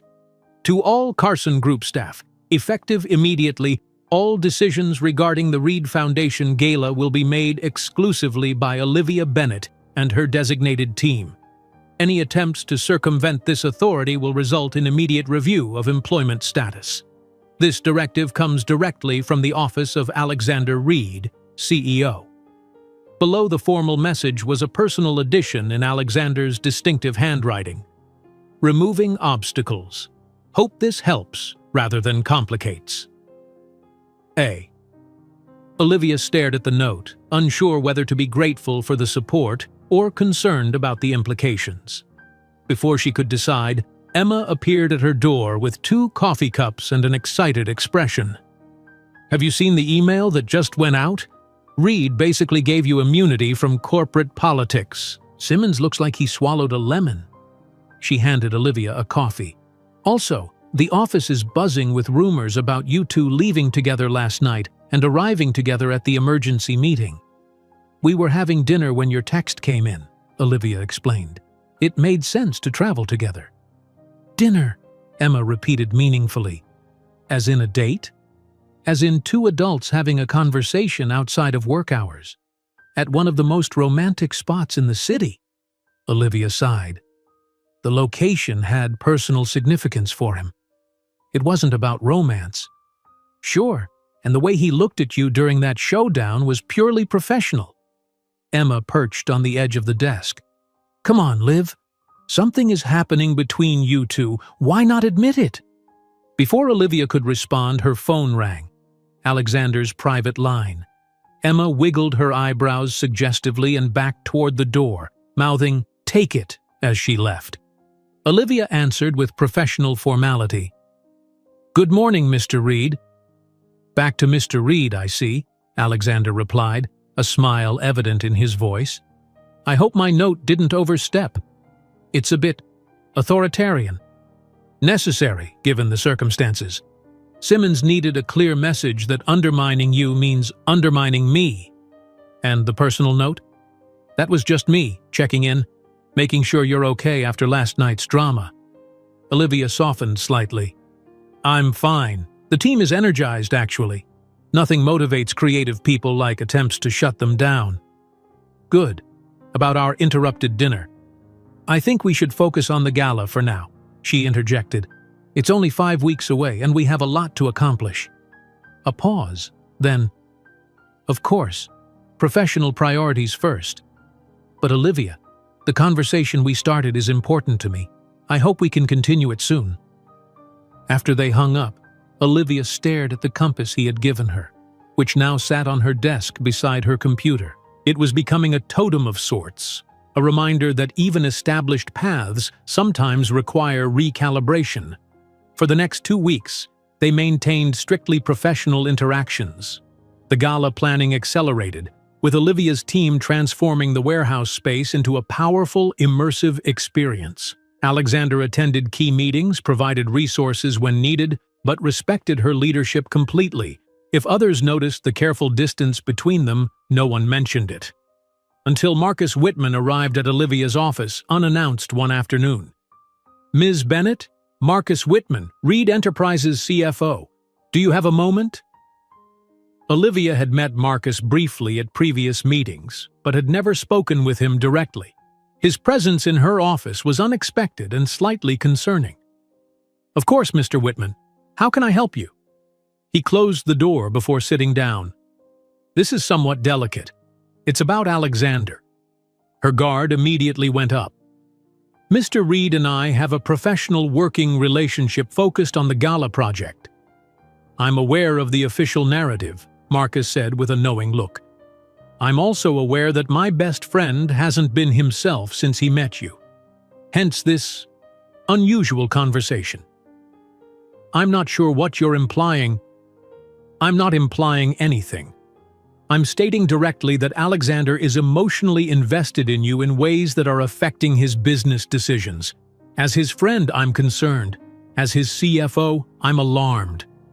Olivia felt a surge of indignation. If you're suggesting I'm manipulating him, not intentionally perhaps, but your influence is undeniable. Marcus leaned forward. Last week, he halted an acquisition that's been in planning for months because the restructuring would eliminate jobs. Yesterday, he announced a company-wide minimum wage increase to what he called dignity levels, nearly double industry standards. The board is in panic mode. Those sound like ethical decisions, Olivia pointed out. They're dramatic departures from established strategy, implemented suddenly without the usual analysis. That's not like him. Maybe he's evolving his thinking. At remarkable speed, coinciding precisely with your arrival in his life. Marcus studied her carefully. What exactly do you want from him, Ms. Bennett? The question caught her off guard. I don't want anything from him. Everyone wants something from Alexander Reed. Position, investment, influence, legitimacy, or perhaps ideological conversion? Olivia stood, anger rising. This conversation is inappropriate. I've never asked Alexander to change his business practices or personal beliefs. Whatever decisions he's making are his own. Marcus remained seated, unperturbed by her reaction. People in Alexander's position are surrounded by those who want something. It's a reality he's lived with since his first success. The difference is, you've affected him without even trying. That makes you either the most genuine person in his life or the most dangerous. I don't appreciate being analyzed like some potential threat. Understandable. But consider this from my perspective. My friend is making impulsive decisions that contradict years of carefully constructed business strategy, all while becoming increasingly preoccupied with someone who represents values fundamentally opposed to the system that built his success. Olivia felt a chill at the accuracy of his assessment. She had noticed Alexander integrating her perspectives, citing their conversations in meetings, questioning practices he once took for granted. But she had never asked him to do so, never pushed an agenda beyond the specific gala project. "What do you want from me, Mr. Whitman?" she asked finally. He stood, straightening his impeccable suit. "Clarity. If you genuinely care for him, acknowledge the relationship openly rather than maintaining this professional charade. If not, create appropriate distance. The current ambiguity is destabilizing him professionally and personally. That's between Alexander and me. Under normal circumstances, yes. But when his personal uncertainty affects 12,000 employees and billions in market value, it becomes a broader concern." He moved toward the door, then paused. "For what it's worth, I've never seen him like this about anyone. Whatever's happening between you is real. The question is whether it's sustainable." After Marcus left, Olivia sat in stunned silence, processing his words. Was she unconsciously influencing Alexander's business decisions? Was the careful distance she'd maintained actually making things worse by creating uncertainty? She picked up the compass, turning it over in her hands. The needle swung steadily north, unaffected by her inner turmoil. If only human hearts were so reliably oriented. Her phone buzzed with a text from Alexander. "Warehouse inspection at 4 p.m.? Need your final approval on several installations?" Such a normal professional request, yet now freighted with implications she couldn't ignore.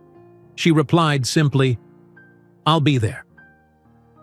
The warehouse was buzzing with activity when she arrived. Contractors installing lighting, carpenters building custom displays, artists creating murals that would tell the stories of community impact.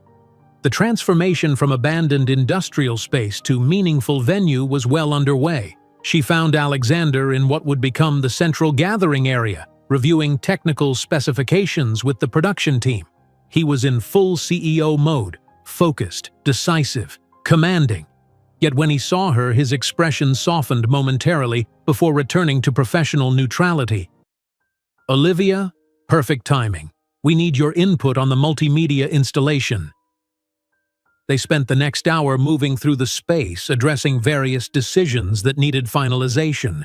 Their interaction was seamlessly professional, yet Olivia was acutely aware of the undercurrents flowing beneath the surface. The careful distance they maintained, the weighted pauses in conversation, the brief moments when their eyes met for a second too long. Finally, after the various teams had dispersed to continue their work, they found themselves alone in what would become the reflection garden overlooking the East River. The space had been cleared of debris, with temporary flooring installed and native plants beginning to define the area.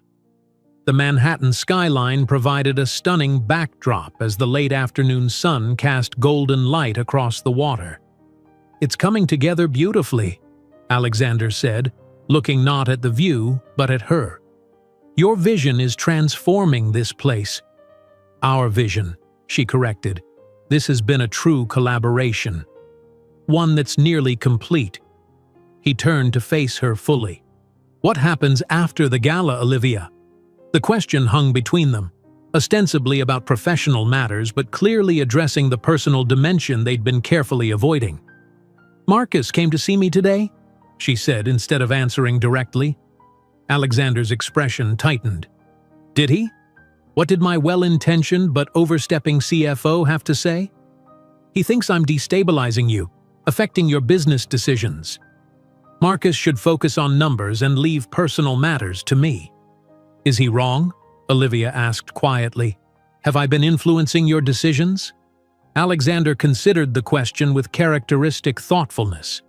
"You've influenced my thinking, certainly. You've challenged assumptions I've held for years. But every decision I've made has been my own, based on reassessment of values and priorities. Reassessment that coincidentally began when we met. Not coincidence, catalyst." He moved closer, still maintaining a respectful distance but decreasing the space between them. "You haven't manipulated me, Olivia. You've awakened parts of me that success and routine had numbed. The part that questions, that seeks meaning beyond profit, that remembers why I started building in the first place. And what happens when the novelty wears off? When challenging conversations become tiresome rather than stimulating, when the business impacts of dignity wages affect quarterly reports. Alexander's gaze was steady, unwavering. You're asking if this is temporary, if you're a phase I'm going through that I'll outgrow when reality reasserts itself. It's a valid question. It is, and I don't have a guaranteed answer, because life doesn't offer those. He paused. But I know that in the weeks since we met, I've felt more alive, more purposeful, more connected to what matters than I have in years. That doesn't feel temporary to me. Olivia felt her carefully constructed walls weakening. Alexander, there are fundamental differences in how we see the world. Are there? Or are there differences in our experiences that have led to different conclusions about similar values? He took another step closer. We both believe in dignity, in purpose, in creating meaningful impact. We've approached those values from different paths, but the core is remarkably aligned.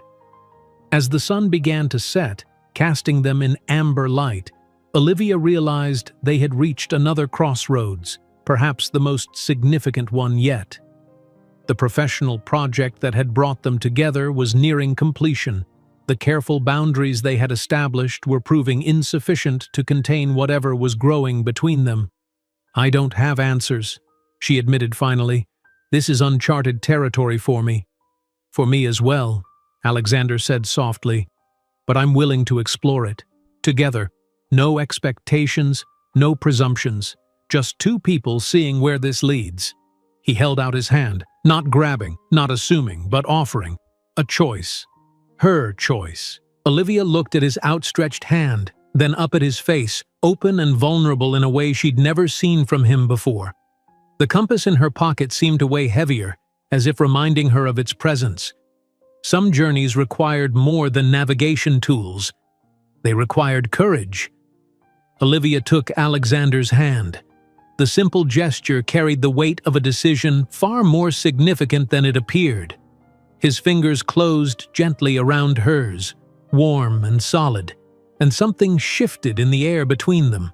An acknowledgement of boundaries crossed, possibilities opened. I'm not promising anything, she said softly. I still have concerns. I wouldn't expect otherwise.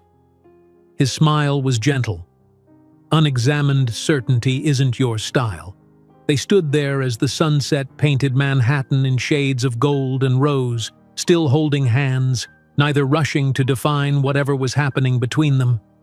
It was a moment of perfect balance, tentative yet profound, cautious yet brave. Finally, Olivia spoke. We should focus on completing the gala. After that, we can see where this leads. Agreed. Alexander reluctantly released her hand as voices approached, workers returning to continue the installation. Dinner tomorrow? My place. I'll cook. Olivia raised an eyebrow. You cook? Another hidden talent from my pre-billionaire days. Nothing fancy, but edible. I'd like that. As they returned to professional mode, discussing final details with the production team, Olivia felt both terrified and exhilarated. She had just opened a door she wasn't sure she was ready to walk through, yet the prospect of seeing what lay on the other side filled her with unexpected anticipation. The next evening, Alexander's driver collected her from her Brooklyn apartment. As the car crossed the bridge into Manhattan, Olivia's phone buzzed with a text from Emma. Enjoy your date with the billionaire. If he proposes, remember who encouraged this from the beginning. Olivia smiled, despite her nervousness. Emma's enthusiasm was relentless, but her support had been invaluable throughout this unexpected journey. When the car pulled up to Alexander's building, Olivia half expected a glittering high-rise with doormen in livery. Instead, she found herself in front of a converted industrial building in Tribeca. Upscale, certainly, but with an understated elegance that surprised her. The doorman who greeted her wore a simple uniform and knew her name without checking any list. Mr. Reed is expecting you, Ms. Bennett. Top floor. The private elevator opened directly into Alexander's penthouse, and Olivia stepped out to find him in the kitchen, sleeves rolled up, chopping vegetables with practiced efficiency. Classical music played softly in the background, and the space smelled of garlic and herbs. "You really do cook," she said, announcing her presence. He looked up with a smile that transformed his face, the CEO completely gone, replaced by a man genuinely happy to see her. "I really do. Though I'll admit I'm out of practice." Olivia took in the space as she approached the kitchen island. Like the building itself, Alexander's home was a study in understated luxury. Open concept with exposed brick walls, warm wood floors, and large windows showcasing the city lights. The furniture was clearly expensive but comfortable rather than showy, and art covered the walls, not the status pieces she might have expected, but eclectic works that looked chosen for personal resonance.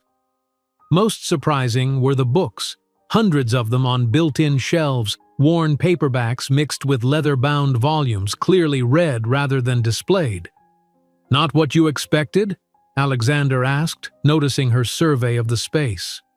"Not entirely," she admitted, "though I'm learning to stop expecting things from you." He handed her a glass of wine. "That sounds like progress." The dinner he prepared was simple but perfect. Pasta with fresh vegetables and herbs, crusty bread, a salad of greens that he admitted came from the Montrose Gardens rooftop. They ate at the kitchen island rather than the formal dining table, the casual setting enhancing the sense of genuine connection.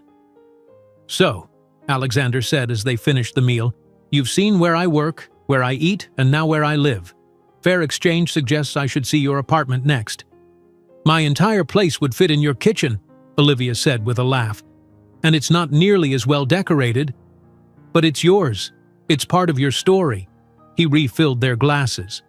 "I want to know that story beyond what research can tell me." "Why?" The question was direct, honest. Alexander considered it seriously. "Because you've shown me parts of myself I'd forgotten existed. Because you challenge me without diminishing me. Because when I'm with you, the world feels more substantial, more meaningful." His honesty disarmed her. "That's a lot to put on someone you've known for a relatively short time." "It is," he agreed. "Too much?"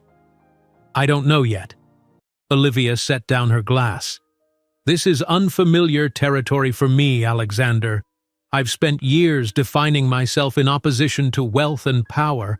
Now I'm sitting in a billionaire's penthouse, enjoying his company, questioning assumptions I've held for a long time.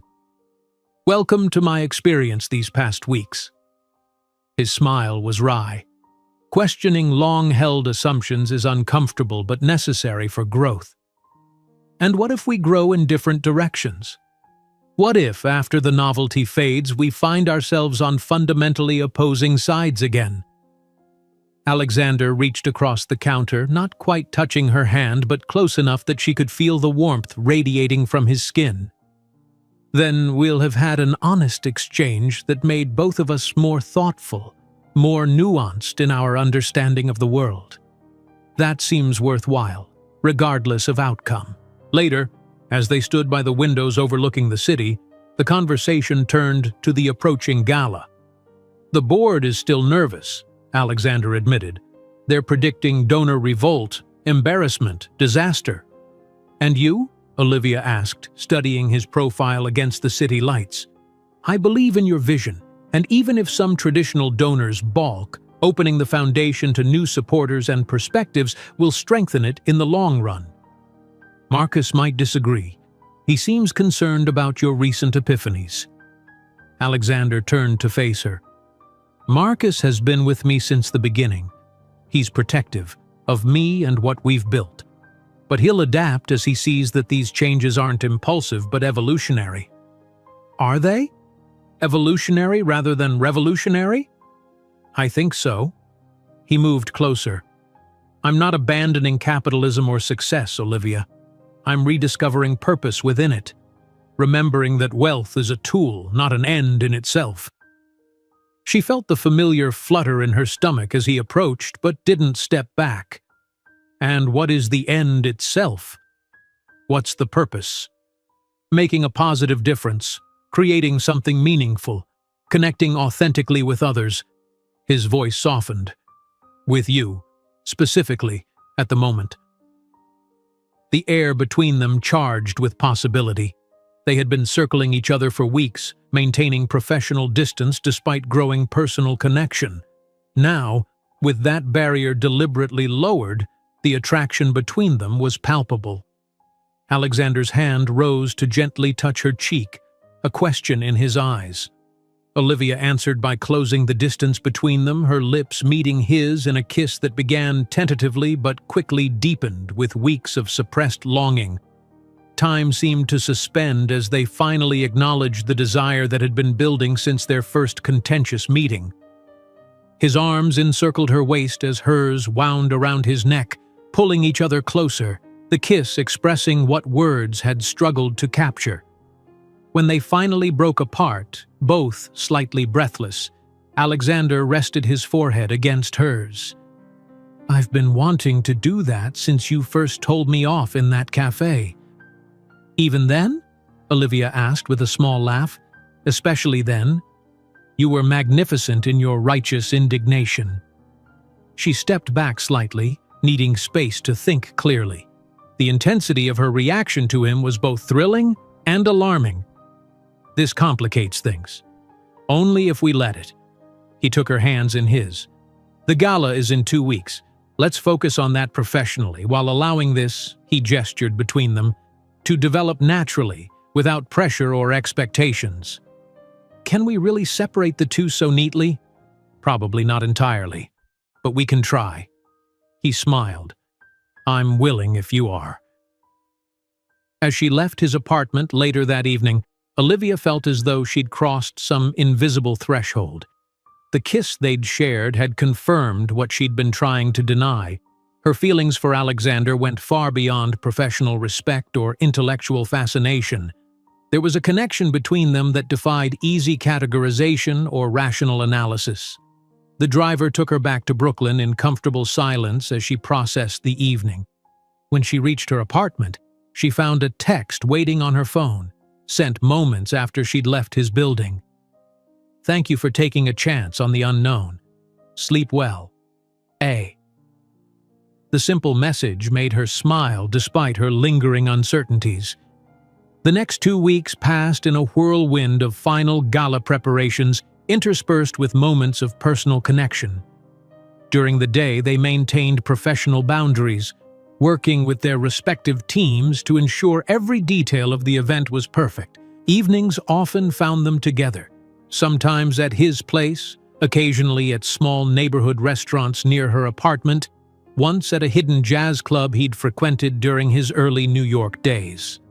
They were careful to keep their developing relationship private, though Emma had immediately noticed the change in Olivia's demeanor, and Marcus had given Alexander knowing looks during meetings. The night before the gala, they met at the warehouse for final inspections, the space now completely transformed from abandoned industrial building to immersive experience. "It's remarkable," Alexander said as they walked through the finished installation. "Better than I imagined." Each zone of the warehouse told the story of a different community need: education, housing, healthcare, environmental justice, through interactive exhibitions that highlighted both challenges and solutions. Participants would move through the experiences before reaching the reflection garden, where they could consider their response. Gone were the crystal chandeliers and champagne fountains of previous galas. In their place was something far more authentic, and potentially far more impactful. "Are you nervous?" Olivia asked as they stood in the completed garden overlooking the river. "About the gala? No?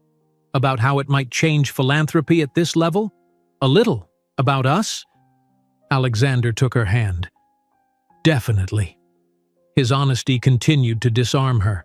"At least we're nervous together. That's something." He squeezed her hand.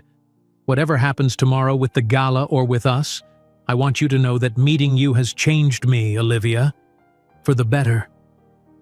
She turned to face him fully. "It's changed me too. I'm still figuring out exactly how, but I know it has." Under the stars with Manhattan glittering across the water, they shared a quiet moment of connection before the public scrutiny that would come with tomorrow's event. The gala would be a test not only of their professional vision but of their personal relationship, placing both in the spotlight simultaneously.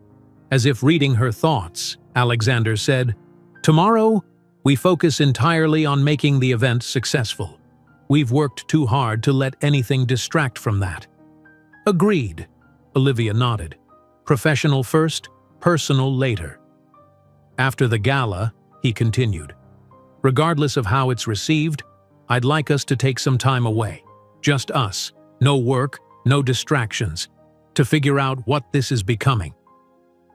The invitation hung in the air, not just for a weekend away, but for an acknowledgement that whatever was happening between them deserved serious consideration, intentional space, and honest exploration. "Where would we go?" she asked, neither accepting nor declining. "Wherever you want. I have a cabin in the Catskills. Simple, remote. Or we could go anywhere in the world." Olivia smiled. "Let's see how tomorrow goes first, one life-changing event at a time." As they left the warehouse, locking up for the final time before tomorrow's transformation, both felt the weight of anticipation. The gala represented months of work, a bold reimagining of what philanthropy could be, and a public statement about values and priorities. But beyond that professional milestone loomed personal questions that were far more challenging to answer. Tomorrow, the worlds they had been carefully balancing would collide publicly, and after that, the unknown, with all its terrifying possibility. The day of the gala arrived with the controlled chaos typical of major events. Olivia had been at the warehouse since dawn, coordinating final details, directing staff, and solving last-minute problems. Her team had transformed the space exactly as envisioned, each zone telling powerful stories through immersive experiences. The central gathering area prepared for brief presentations rather than lengthy speeches. The reflection garden serene and contemplative above the East River. By late afternoon, Olivia retreated to a small makeshift office to change from practical work clothes into her evening attire, a simple but elegant emerald dress that Emma had insisted was CEO-worthy without trying too hard. As she applied minimal makeup, her phone buzzed with a text from Alexander. Board members arriving, bracing for initial reactions. "You've created something extraordinary here." The message fortified her. Tonight would be controversial for many traditional donors, but she believed in their vision. This wasn't about comfort or tradition. It was about authentic engagement with causes deserving more than performative charity. At precisely 6 o'clock, the first guests began to arrive. Rather than the typical red carpet entrance with photographers documenting designer gowns and expensive jewelry, attendees were guided through a multimedia experience, showing the daily realities of those the foundation aimed to help. Expressions ranged from discomfort to genuine interest as billionaires and celebrities experienced stories of struggle without the usual sanitizing filter. Olivia watched from a discreet monitoring station, observing how different groups moved through the space. Some engaged deeply, reading every panel and participating in interactive elements. Others moved quickly, clearly eager to reach familiar territory of cocktails and networking. Most fell somewhere between, initially skeptical, but increasingly drawn into the stories being told. Alexander worked the room with practiced ease, personally greeting key donors and board members, smoothly addressing concerns while emphasizing the purpose behind this new approach. He was the perfect bridge between old philanthropy and new, respected by the traditional power structure while advocating for meaningful change. They had agreed to maintain professional distance during the event, focusing entirely on their respective roles. Yet Olivia found her eyes drawn to him repeatedly, admiring his skillful navigation of complex social dynamics. Occasionally, their gazes would meet across the room, a moment of private connection amid the public spectacle. An hour into the event, with most guests now moved through the experiential zones, Alexander took the small central stage for brief opening remarks. The traditional gala speech, typically 20 minutes of self-congratulation and vague promises, had been replaced by a concise 5-minute welcome. For 15 years, he began, the Reed Foundation has hosted this annual gathering.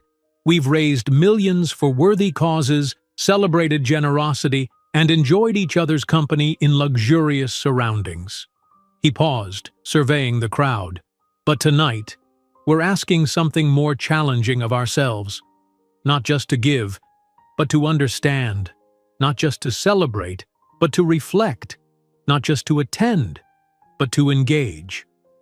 Olivia watched from the side, heart swelling with unexpected emotion as Alexander articulated the vision they had developed together over the past months. His voice carried authority but also genuine conviction. This wasn't mere performance. The experiences you've walked through tonight aren't comfortable. They aren't meant to be. They represent real challenges facing real people in communities often invisible to many of us in this room. Your discomfort is valuable. It's the beginning of authentic understanding. He continued, explaining how the evening would unfold differently than previous galas, with opportunities for direct conversation with community leaders, transparent information about how donations would be used, and commitments beyond financial contributions. Tonight isn't about recognition or social obligation, he concluded. It's about meaningful impact. It's about connecting our resources. Financial, yes, but also our networks, our influence, our attention, with the communities that can use them most effectively.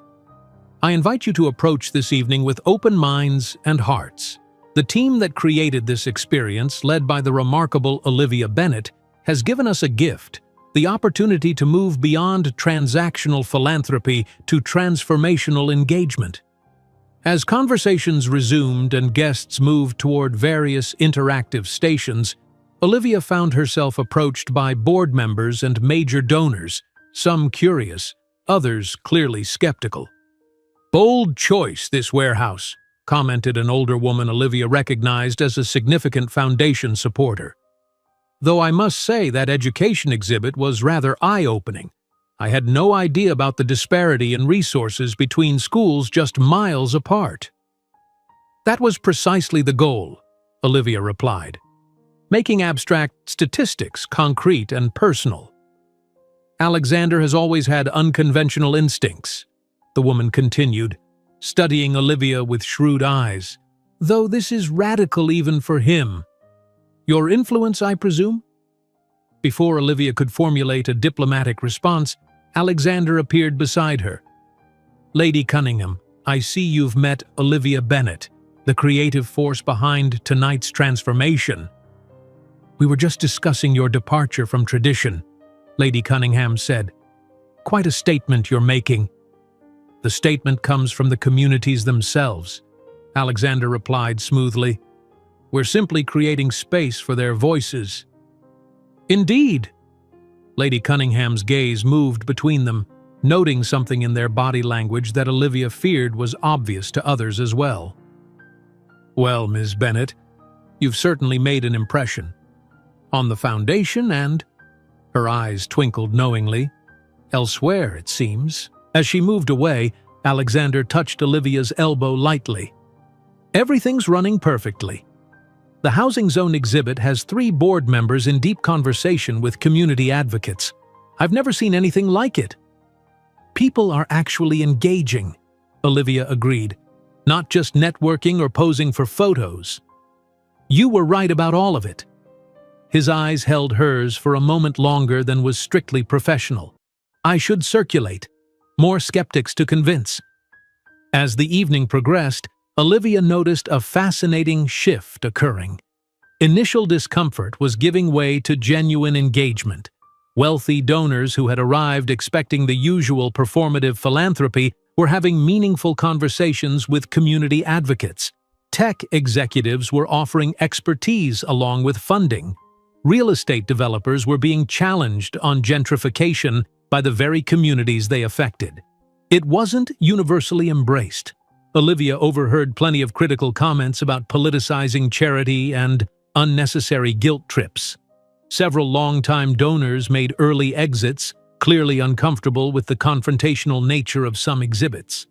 But others who had never attended before were arriving, drawn by word of mouth about this unconventional approach. The reflection garden had become particularly powerful. Olivia observed guests sitting quietly, contemplating the Manhattan skyline, writing commitments on cards that would be publicly displayed and followed up on quarterly. This wasn't ephemeral charity, but sustained engagement. "Ms. Bennett?" A voice interrupted her observations. She turned to find Marcus Whitman, Alexander's CFO and friend, holding 2 glasses of champagne. He offered her one. Impressive execution, very different from previous years. "Thank you," she replied, accepting the glass cautiously. Their last interaction had been confrontational, with Marcus questioning her influence on Alexander. "I was skeptical," he admitted, "about the concept and, frankly, about you. I remember. But watching tonight," he gestured toward the main space where Alexander was deep in conversation with a diverse group that included both billionaire investors and community organizers. "This isn't just different, it's better, more honest." That was the intention. Marcus studied her over his champagne glass. He's different too. More purposeful. More himself. Somehow. He paused. "I've known Alexander since college. Supported him through every venture, every risk. But I've never seen him like this." "Is that good or bad?" Olivia asked directly. "I'm still deciding." Marcus's smile was unexpectedly warm. "But I'm leaning toward good. Whatever's happening between you two, it seems to be bringing out his best self. The man I knew before success complicated everything." Before she could respond, Emma appeared, slightly breathless with excitement. "Liv, you need to see this. The pledges coming in aren't just financial. CEOs are committing to policy changes, hiring initiatives, community investments. This is going beyond anything we anticipated." As Emma pulled her away to see the developing commitment board, Olivia caught Marcus watching her with thoughtful consideration. Perhaps Alexander's oldest friend was finally seeing what Alexander himself had recognized: that challenging perspectives could strengthen rather than threaten. By midnight, the formal program had concluded, though many guests remained engaged in conversations throughout the space. Preliminary numbers showed financial donations exceeding previous years by nearly 30%, with additional commitments of time, resources, and policy changes that were harder to quantify but potentially more impactful. Olivia found Alexander in the now quiet reflection garden, alone, looking out over the water. She joined him silently, standing beside him as they both absorbed the evening's success. "We did it," she said finally. "You did it," he corrected gently. "This was your vision. Our execution. You took a tremendous risk backing something so different." Alexander turned to face her, the city lights illuminating his profile. "The best decision I've made in years, professionally and personally." The distinction hung between them, acknowledging the dual nature of their connection. For months, they had balanced professional collaboration with growing personal feelings. Tonight had demonstrated the power of their professional partnership. What remained was determining the potential of their personal relationship. "There's talk," Olivia said quietly. "People noticing something between us. Does that concern you?" She considered the question seriously. "Less than I expected it to. Tonight proved we can create something meaningful together without compromising either of our values." "Is that what you were afraid of? Compromise?" "Partly. I was afraid that either I would bend too much to your world or you would make superficial changes to appease me. Instead," she gestured to the transformed warehouse around them. "Instead, we found a third path, something neither of us would have created alone." A comfortable silence fell between them, the evening's success creating a foundation of mutual respect and shared purpose that transcended their different backgrounds and initial judgments. "The cabin offer still stands," Alexander said finally. "Time away to figure out what this is becoming. No pressure, no expectations." Olivia felt the weight of the decision. The gala's success had proven their professional compatibility, but a personal relationship would mean navigating far more complex territory, different worlds, public scrutiny, the power imbalance they could never entirely eliminate.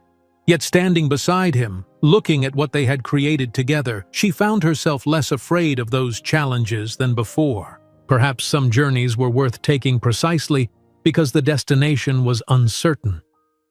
"When would we leave?" she asked, neither confirming nor declining, but opening the door to possibility. Alexander's smile held relief and anticipation in equal measure. "Whenever you're ready." As the last guest departed and the cleanup crew began their work, Olivia and Alexander stood in the garden a moment longer, the success of the evening surrounding them, the potential of what might come next, stretching before them like the glittering horizon of the city they both loved. Tomorrow would bring media coverage, board reactions, public scrutiny, the full accounting of their professional gamble. But tonight, in this quiet moment between ending and beginning, they allowed themselves to acknowledge the personal journey that had brought them here and the path forward that awaited their decision. The morning after the gala, Olivia woke to her phone buzzing incessantly with notifications. Media coverage had begun, and her team was frantically sharing links and screenshots. She scrolled through headlines with growing amazement. Reed Foundation revolutionizes philanthropy with immersive gala experience. Billionaires confronted with reality at unconventional charity event. From performative to purposeful, how Alexander Reed is changing philanthropy. Most coverage was positive, praising the innovative approach and authentic engagement. Some traditional business publications were more critical, questioning whether confrontational philanthropy would ultimately reduce donations. Social media was ablaze with contrasting reactions. Some wealthy attendees complaining about guilt tripping, others posting thoughtful reflections on how the experience had changed their perspective. A text from Alexander appeared. "Have you seen the Wall Street Journal yet? Front page of the business section. Apparently, we've started a philanthropy revolution. Coffee in 30? They met at a small cafe midway between their apartments, away from the corporate world where they might be recognized. Alexander arrived first, securing a corner table that offered some privacy. When Olivia entered, his face lit up in a way that made her heart skip despite her attempts at emotional restraint. "Congratulations, revolutionary," he said as she sat down, sliding a newspaper toward her. The article featured a photo of them standing together in the reflection garden, deep in conversation, Manhattan glittering behind them. "They're calling it the most significant disruption to elite philanthropy in decades," Olivia noted, skimming the article. "That's unexpected." "The board is divided," Alexander admitted. "Half are thrilled with the publicity and increased donations. The other half are concerned we've alienated traditional supporters. And which half will prevail? The results speak for themselves. Donations up 30%, massive social media engagement, corporate partners already asking how they can participate next year." He smiled. "Numbers have a persuasive quality all their own." "So professionally we won," Olivia said, meeting his eyes. "What happens now?" Alexander understood she wasn't asking about the foundation. "That depends on you. The cabin offer stands. I've cleared my schedule for the next 3 days." Olivia had spent half the night considering this decision, weighing risks against possibilities. "I need to ask you something first, and I want complete honesty. Always. Is this, whatever is happening between us, worth the complications it will create for both of us?" Alexander didn't answer immediately, giving the question the consideration it deserved. "I've built a life focused on achievement, expansion, acquisition," he finally said. "It's been successful by conventional metrics, but increasingly hollow. Since meeting you, I've rediscovered purpose, reconnected with values I'd set aside. That's not something I'm willing to lose, regardless of complications." His candor touched her. "I've spent years defining myself in opposition to wealth and power. she admitted. Being attracted to you challenges my self-concept in uncomfortable ways. And yet, I've never met anyone who listens like you do, who's willing to question their assumptions, who sees me completely. She took a breath.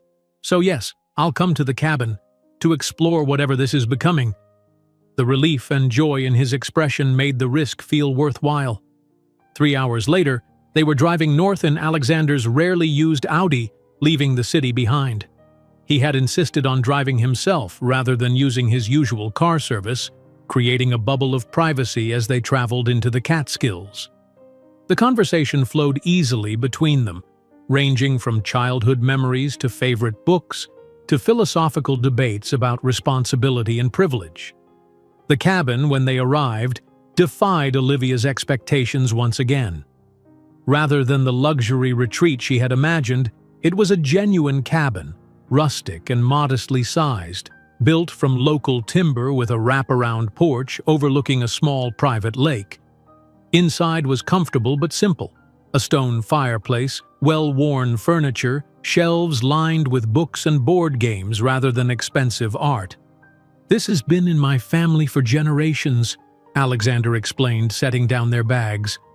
"One of the few things my father didn't take when he left. My grandfather built it himself in the 1950s. "It's beautiful," Olivia said, genuinely impressed by its authenticity.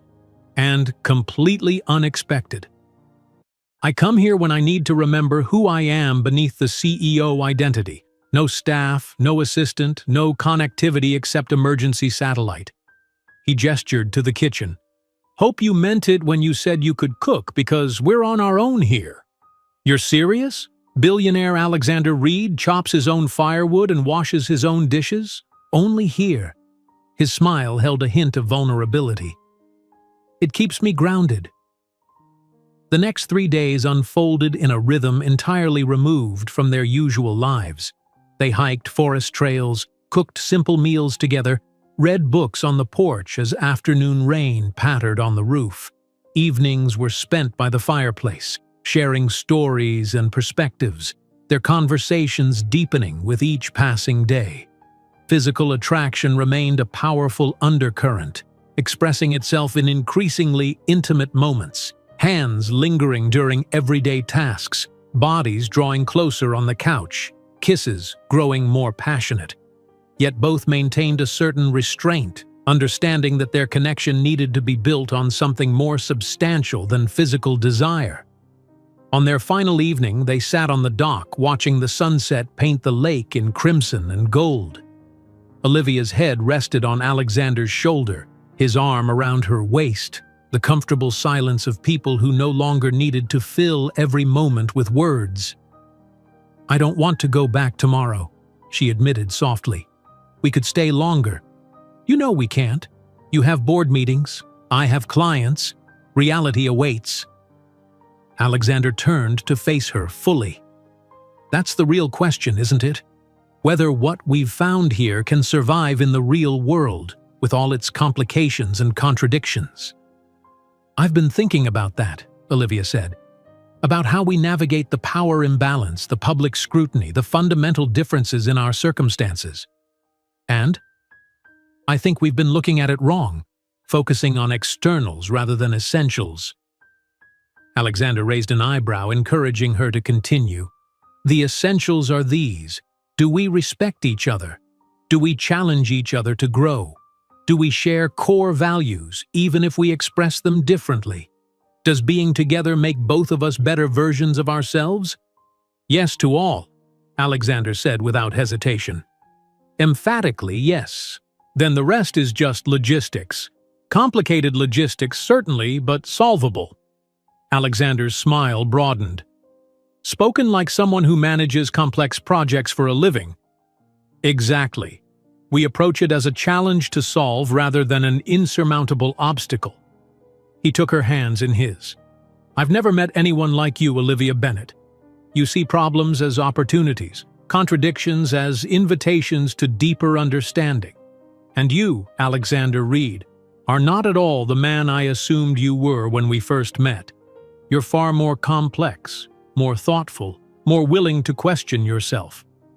"So we were both wrong," he said, drawing her closer. "And both right in ways we couldn't have anticipated." Their kiss was different from previous ones, not tentative exploration or passionate impulse, but something deeper. A commitment to the journey they were beginning, with all its unknown twists and challenges. When they returned to the city the following afternoon, reality reasserted itself immediately. Alexander's phone exploded with messages as they regained signal. Board concerns about negative coverage from conservative donors, Marcus needing decisions on a pending acquisition, his executive assistant with dozens of scheduling requests. Olivia received her own barrage, Emma demanding details about the weekend, her team with questions about post-gala strategy, a major non-profit interested in hiring Carson Group based on the gala's success. They sat in the car outside Olivia's apartment building, both staring at their phones with rueful expressions. "Reality calling," Alexander said dryly. "Loudly," Olivia agreed. "Dinner tomorrow? My place?" "I'd like that." Before she could exit the car, Alexander reached for her hand. "One thing before we dive back into our separate worlds. I want you to know that what happened at the cabin wasn't an interlude or an escape. It was a beginning." Olivia squeezed his hand. "I know. For me too." In the weeks that followed, they navigated the complexities of integrating their personal relationship with their professional lives. They were discreet but not secretive, allowing news of their relationship to emerge gradually rather than making formal announcements. There were challenges, as expected. Some colleagues viewed Olivia's promotion to lead a new social impact division at Carson Group as favoritism rather than recognition of her talents. Conservative board members questioned Alexander's business judgment, attributing his increased focus on ethical practices to Olivia's influence rather than genuine conviction. But there were triumphs as well. The Reed Foundation's new approach became a model studied by philanthropic organizations worldwide. Olivia's innovative marketing strategies for social causes attracted clients passionate about authentic engagement. Together, they found ways to leverage their complementary strengths and perspectives. 6 months after the gala, they sat in the rooftop garden at Montrose Gardens where they had shared their first real dinner. The space had special significance now, a reminder of how far they had come from initial prejudgments to deep understanding. "I have something for you," Alexander said, reaching into his pocket. He withdrew not a jewelry box as Olivia momentarily feared, but a small compass, newer than the antique he had given her but similar in design. "Another compass?" she asked, taking it curiously. "Open it." Inside, engraved on the back of the case, were the coordinates of the cabin and the date of their weekend there. Below were the words, "Where north became clear." Emotion caught in Olivia's throat. It was perfect. Not a showy gesture or expensive token, but a meaningful acknowledgement of their journey. "I have the original in my office," she said. "It reminds me daily to stay oriented toward what matters, not what's expected." "That's what you've given me," Alexander said, taking her hand across the table, a recalibration of what truly matters. As the sun set over Manhattan, Olivia reflected on the unlikely path that had brought them together. She had once defined herself in opposition to everything Alexander represented, viewing wealth and power through a single critical lens. He had operated in a world where his perspective was rarely challenged, surrounded by people seeking advantage rather than authentic connection. Now they had each expanded their worldview, not by abandoning their principles, but by recognizing the nuance and complexity beyond initial assumptions. Their differences remained. She still challenged structural inequalities. He still operated within capitalist systems. But those differences had become strengths rather than barriers, offering complementary perspectives that made both of them more effective in their respective spheres. "What are you thinking about?" Alexander asked, noticing her contemplative expression. "About assumptions. How quickly we make them, how reluctantly we release them, and how much we might miss because of them. Like assuming all billionaires are shallow, exploitative egomaniacs?" he teased gently. Or assuming all idealists are impractical, judgmental, and no fun at parties? She countered with a smile. Alexander laughed, the sound warm and genuine. Thank goodness we were both wrong. Not entirely wrong, Olivia corrected. Just incomplete. We each had pieces of truth, but not the whole picture. And now? Now we're drawing a more complete map together. She looked at the compass in her hand, then up at the man who had challenged her assumptions as thoroughly as she had challenged his, with better navigation tools than we had before. As they left the garden hand in hand, Olivia felt a sense of alignment she had never experienced between personal and professional, principle and practice, heart and mind. The journey ahead would never be simple, given their different starting points and the complex world they inhabited, but they had found something worth the effort, a connection that made both of them more complete, more effective, more authentically themselves, not despite their differences, but because of them. If you enjoyed today's video, I'm sure you'll love the next one. Don't waste time, just click on the screen.